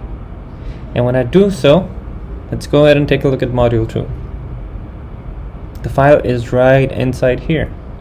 Now I realized I made a copy and I want to get rid of one of the files. I can always go back here to Python resources and simply click delete and click yes. Now this way you learn how to delete as well. Now the other thing is the move part. So what if you wanted to move instead of copying it? So go to the file, select, simply click move, and you will get the same options. So I'm going to go ahead and move to class materials and click move. And now this file will disappear from here. And let's go ahead and let's go to the general. Let's take a look at the class materials, and here we are. Here is the file right in front of you. Now the interesting part is you can always play with some tips and tricks, and I'm going to show you how that works. Now let's go ahead and try to upload one more file so that I can show you how the tips and tricks will work. So I'll go ahead and upload a few more files. So let's say I'm going to go and look for this guide, and I'll upload it. And while it's uploading, we'll see the status right here again. And let's try to upload one more file. And you can queue them up so that while you're working, it wouldn't be a problem. And while it's uploading, here we are. Now, the tip and trick that we have for you in the file section is something called pin to top. And that actually makes this a tab. So what actually you could do is click on this file right here. And if you're noticing this button, which is called make this a tab, so what actually happens is, let's try to click on it and see what happens. So when you click on make this a tab, it turns into a tab. So what actually benefits you with is that when you are inside this team, you don't really have to look for the file. Instead, you simply click on this tab right here and takes you straight to this file. Now if it was outside the class material, it would be an editable file and you can change whatever you want on inside it. But in case it was inside the class material, it would be read-only and the students can access directly. Now you can always click on the arrow right here, remove it if you'd like to, even rename the tab name. This doesn't mean it's going to change the name of the file actually. This doesn't mean it's going to change the name of the file. It's just going to change the name of the tab. So I'm going to say my file, and I click save. So at the top of it, the tab is called my file, but when I go to the file section and look for my file again, oh, in fact it was in class materials, the file is still the same, the name is the same, just the tab has been renamed. Now the other trick that I wanted to show was something called pin to top. So when I click here, there is a button called pin to top. So I can click on pin to top, and what actually happens is no matter how many files you keep putting, this file will be pinned to top, and it gives you the benefit to always click and access right away. Let's try to add another file and pin it to top. So I'm going to go ahead and pin to top, and here we are. So you can have all the essentials pinned to top, and that actually helps you look for the file quicker than others. So this is a very useful option if you're using class teams very frequently, or even if you're using a staff team and you find it difficult to look for the file every time, so you can always pin this to the top. Now the other interesting part is you can always pin a folder to the top as well. So I'm going to go ahead and try to click pin to top and take a look. The whole folder can be pinned. Well, this isn't really helping me pin because there's no file inside, and actually there's an error at times because of the folder location. So at this moment it's giving an error, but in general cases you can always pin it to the top. Alright. The other thing that is very important in the file section is something called open in SharePoint. So you might have seen all these features, but you weren't sure where they will lead you to. So I'm going to go ahead and deselect this first and click in open in SharePoint. So when I do so, it's going to open up a window, and here it's going to ask you for login in case it's your first time again. And now you'll see all these files in a browser view. So in case you had difficulty accessing the files in your teams, you can always open them in SharePoint, and you will in fact get some more options to change things as well.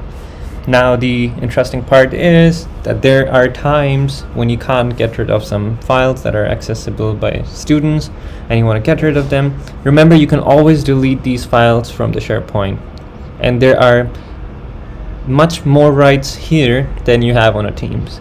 Now the other interesting part is the recycle bin in the SharePoint.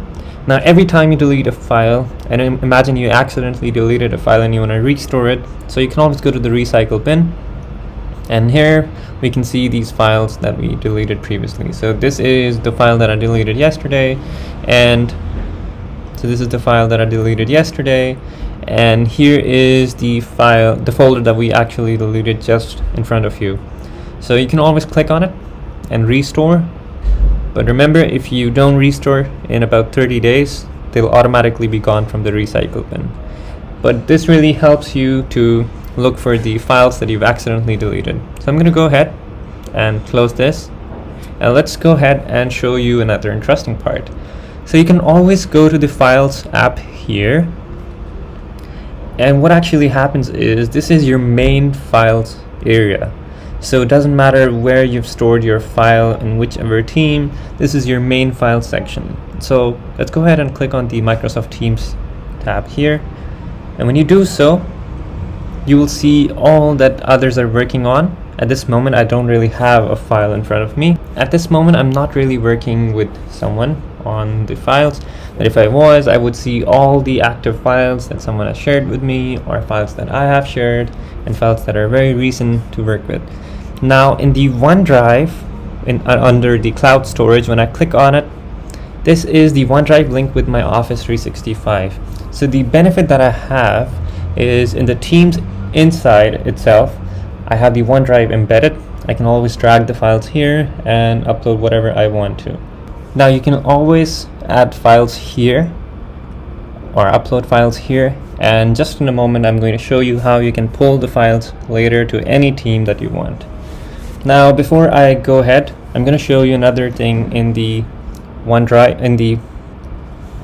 Now before I go ahead, I'm going to show you one very interesting part of the Files tab. Now you might wonder, what if you had files on other clouds that is not OneDrive or that is not from Microsoft? So there is a button that you probably have seen if you've been using Teams right here, but you weren't sure what it works for. So when I click on it, at cloud storage, it gives me the choice to pull all these services to my Teams itself. So what I can simply do is click on either of them. One of them is very commonly used, is the Google Drive. So when I click on it, take a look. It's going to take me to another option and will ask me to sign in my Google Drive. I can assure that it's 100% safe, and whatever file you're going to be syncing is going to be safe in your Microsoft Teams. So you can close this because I don't want to go ahead and link right now, but if I did, it would show up here, and I can pull in any file that I want and copy it to my OneDrive very, very easily. At this point, if you realize you want to get rid of it, just click More Option and click Sign Out. Now this really benefits you because you do have files.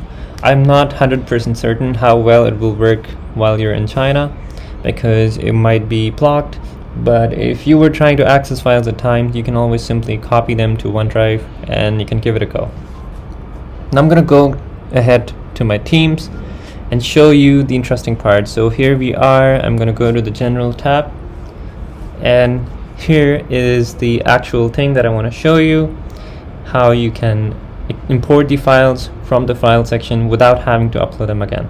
So remember, we put some files in the Files tab, so they're existing there, and now you want to share the files to your students. So what you would usually do is, if you're familiar with these buttons, you would click on the attachment button and you would usually upload the file from your computer. So what I would try to tell you right now is something very, very interesting that you probably have been missing to use. So what you actually can do is click on Browse Teams and Channel, and since the file is already there in some of the folders, let's say class material, and I have this file that I want to upload. So what I can simply do is click on the file and click on the button called Share a Link, and when I do so, it appears to be that this file has been uploaded just now, but in fact it is saving you storage and space in your OneDrive, and also avoiding to duplicate the file in your file section, because there can be times when you would upload it again and then it would duplicate, and if you have been using Teams, you would get an option saying, do you want to replace it or do you want to add both? So first of all, I'm going to go ahead and say hello and send this message. Now this file has been sent. Now this time I'm going to show you the other thing that I was talking about. So I'm going to go ahead, attach a file. So this time I'm going to go ahead, attach and upload from my computer, and I'll simply go to my recent files and look for that folder. So I'm going to try to upload the same file again. Now it gives me the option and says to pick where I would like to upload it. So if I upload in class materials and click upload file, now this is giving me an error that says a file with this name already exists in the folder. So would you like to keep both, replace, or cancel? So of course, if you're sure and certain that it's the same file, you wouldn't want to do that. You wouldn't want to replace it because the original file is going to be gone. You don't want to keep both because it's going to duplicate the same thing. So what you can do is simply cancel, and always use the easiest option. Click attach a file, browse through Teams and channels, and look for the file. So if you had any file here, you could have pulled it, but at this moment you don't have one. So you can always go back by clicking here and class materials. And you can simply upload this file this time and share a link. Now remember, once you've attached the file, you can always click the format icon again and type a whole message or even a new announcement and then send it out. Remember, you can always cancel this conversation by clicking the delete button right here. Now we're going to go ahead and show you something which you probably have been waiting for, and it was the first thing at the top of the apps, called the activity. You might wonder what it's for, so I'll go ahead and very quickly show you how that actually works. So when you actually end up in the activity bar or the app, here you're going to see all the notifications that you've been receiving for all the things that you have been informed for or things that you are part of. Now you can see there were times when you were trying to change the owner of the team and accidentally you changed yourself. So if you remember, we used another account to make ourselves the owner again. So here it is. Here's the notification for that. And these are the assignments that we were trying to play with. So you can see that I tried to change it twice, once in All About Teams and the other in All About Coding. Now the interesting part is you can simply click on the notification and it takes you straight to that place on your VSpace. So if you remember the terminology now, on the right side, on the VSpace, it takes you straight to that part. Alright, now that's the interesting part. Now I'm going to go ahead and show you one more interesting part, and that's the notification part. So you might wonder, if you've been using Teams, why haven't you been receiving notification for the messages that come in the team? And that's because notifications by default are turned off until and unless you have been tagged to some message. So to turn on the notification, you cannot turn on the notification for the whole team. Instead, you will have to turn it on for a channel. So I'm going to go ahead and click on More Option. And there's a button or a section called Channel Notification. Now this is custom because I'm the owner of the team, so I get this option. But what if you were just a member? And in case, it could be turned off by default. So it could be off from here, or you can click on All Activity. So I'll click on All Activity. And this time, when I'm going to send when someone's going to send a message on this team, you're going to get a notification. So you can turn it on for every channel that you want to get a notification for. And here you can turn it on for all of them. And the next time onwards, you're going to get a notification in your activity bar right here. I'm going to get out of the team this time, and I'm going to show you one more interesting part, which is part of the activity as well. So you see your teams right in front, and they're listed in order of the order you were added to the team. So there are times when you don't really need a team in front of you, and so you want to archive it or hide it somewhere.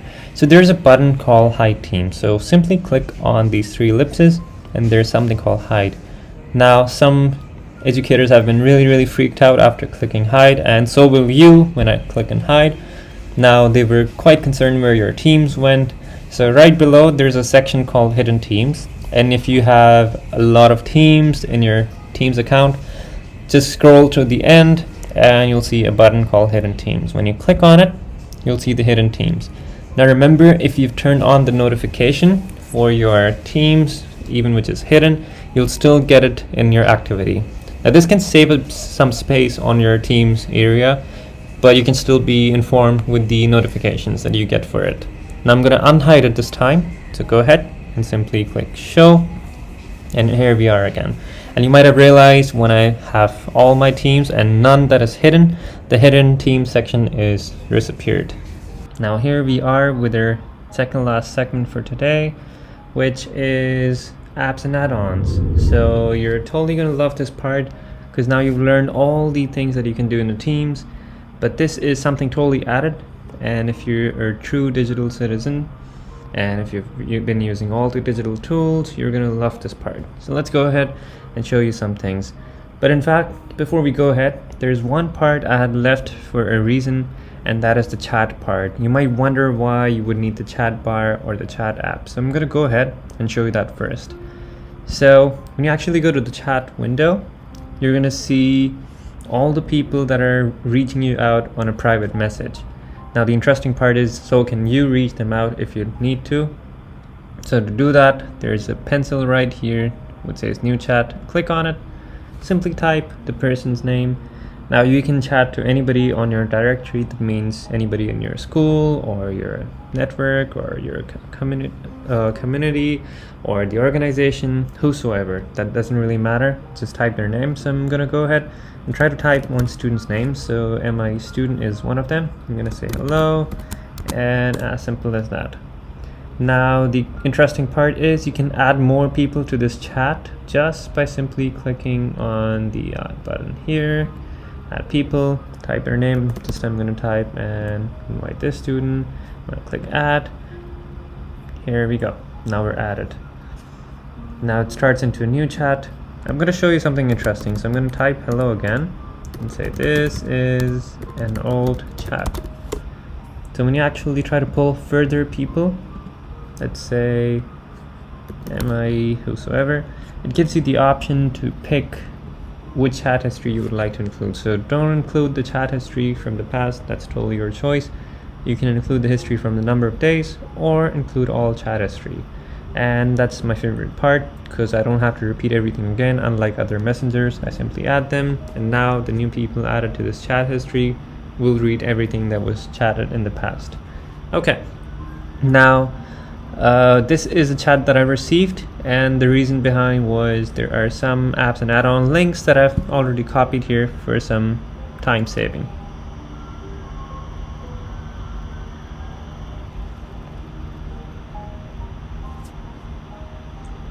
So here are those links that I will use for apps and add-ons, and I'm letting you guess them already so that you know what apps I'm going to be showing you today. So to add these apps and add-ons, you gotta simply go to your team and go inside this team, and in the right top that we played with earlier, all you gotta do is click add a tab and look for your favorite apps that you want to embed or add on to.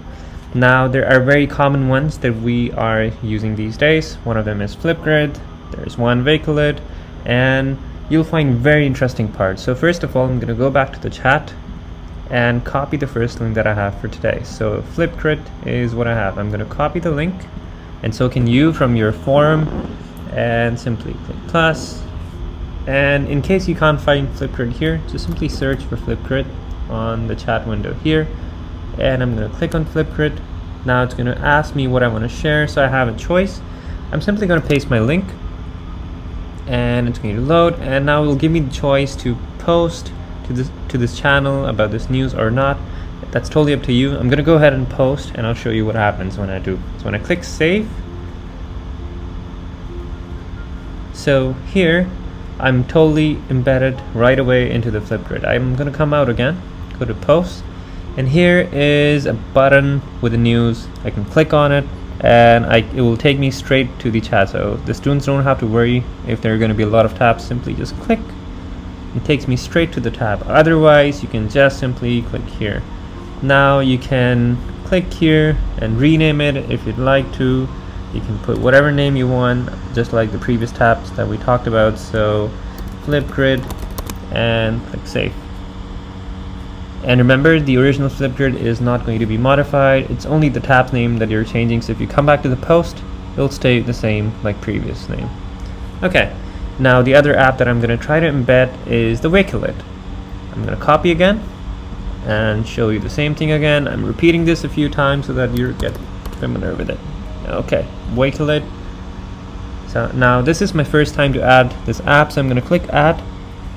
And when I do so, it's going to give me the choice now. So now the tricky part with Wakelet is if you try to paste a link, which I was here, it wouldn't really let me get through. So what I got to do is go to my Wakelet, which is right here, click share, click on Teams, and from here I'll copy the link.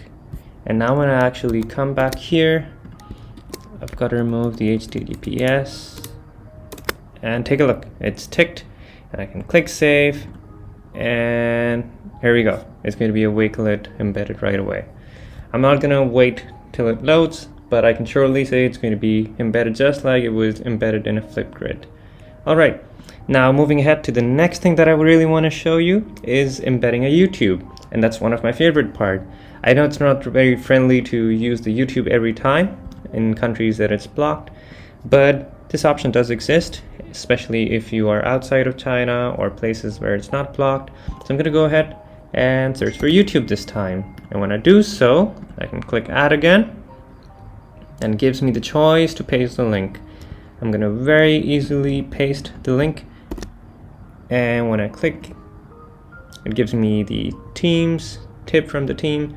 Here's the one that I really wanted to pick. Just click, and this time I'm not going to post this channel information. When I click save, take a look, the tab has been added and it takes you straight to the YouTube, but there's no news in the post.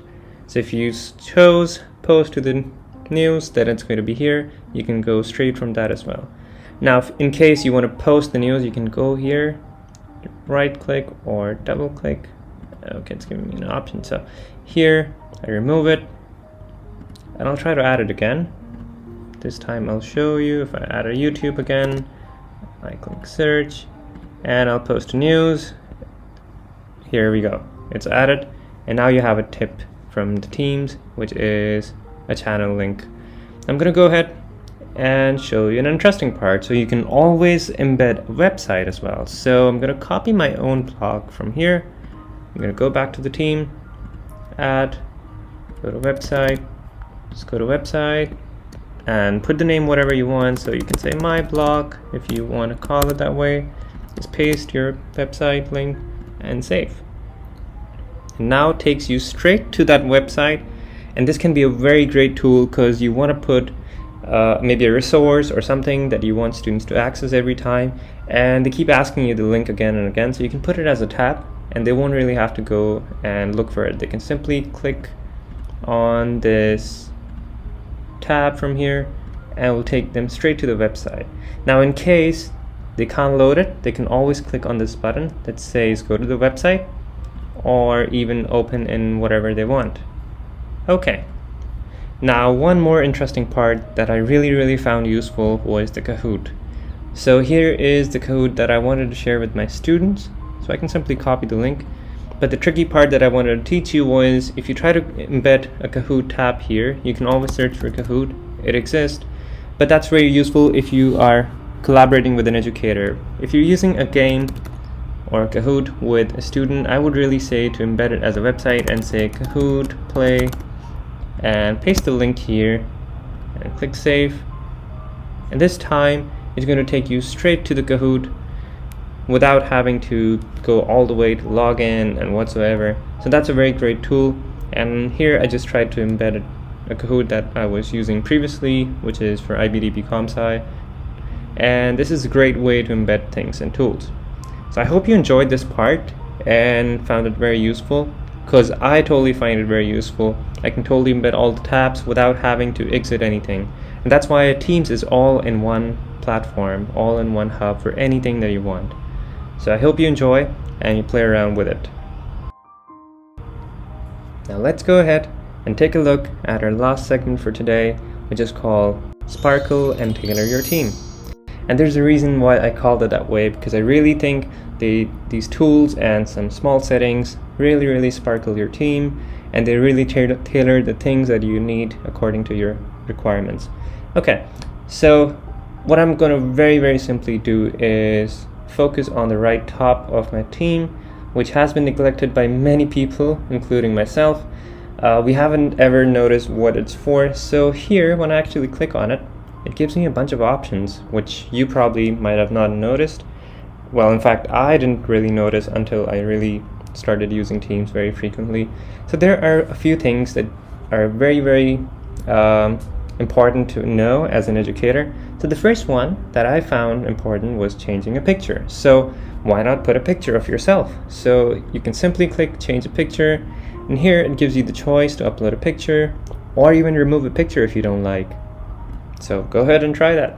The other thing that I wanted to talk about was the status message. Now here, I know this is something that people wouldn't really consider even if you put a status message, but there's something awesome about Teams.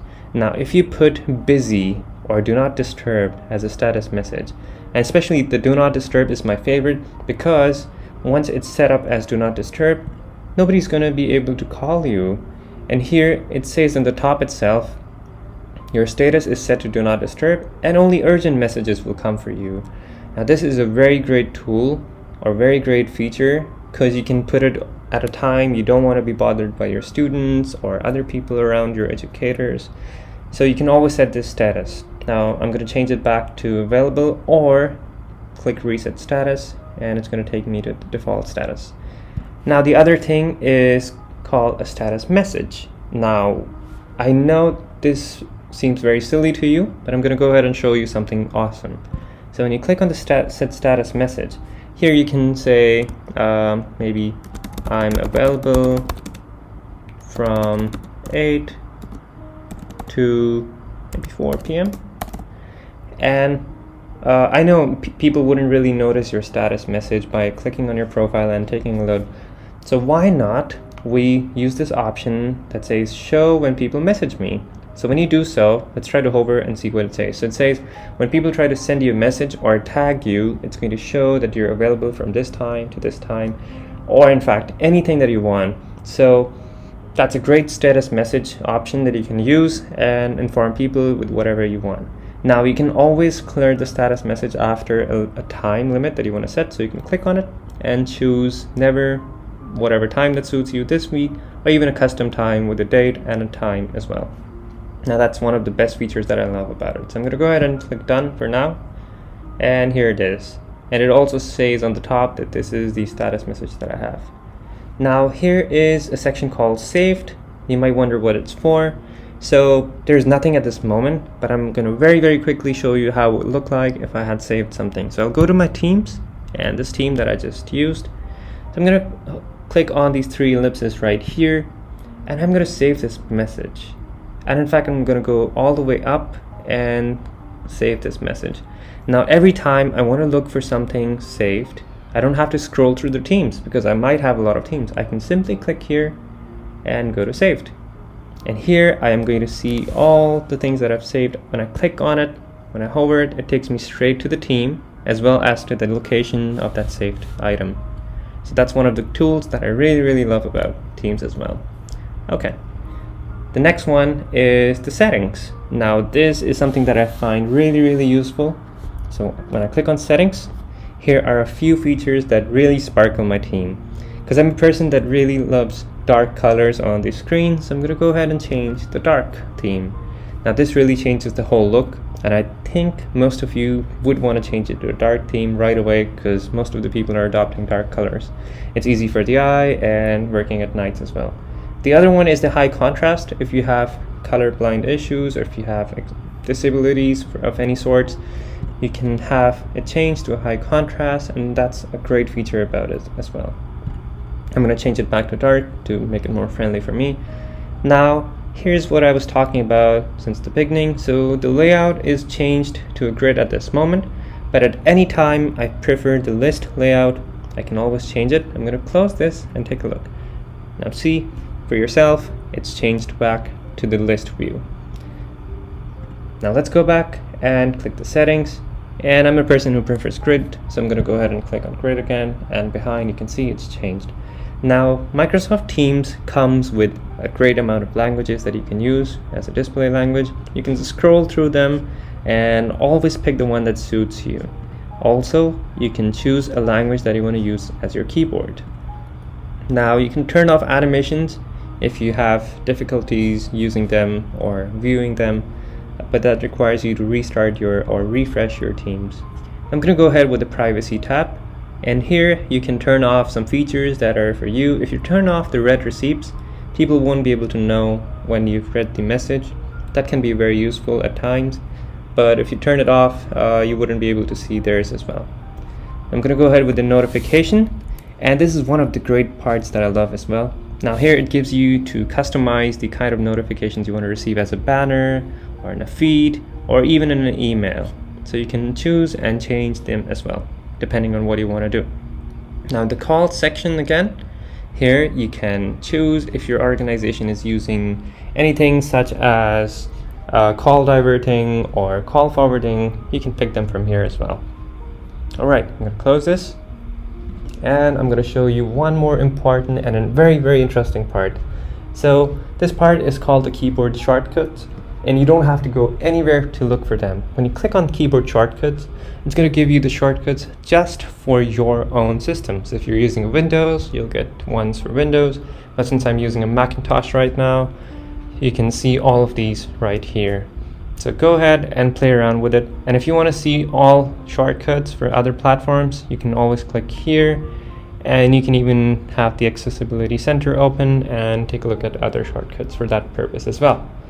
Okay, now one interesting part, last but not the least, to close this session, I would really encourage you to download this app, and to do so you don't have to worry to go anywhere. Simply click on this download the desktop app or download the mobile app, and it's going to take you straight to that page. Now the other thing that you can do is, in front of your screen just now, I'm putting up another link that takes you straight to the download page, and from there you can also download and pass it on to other educators. Thank you for watching. I hope you learned and enjoyed all this session, and see you at the next module.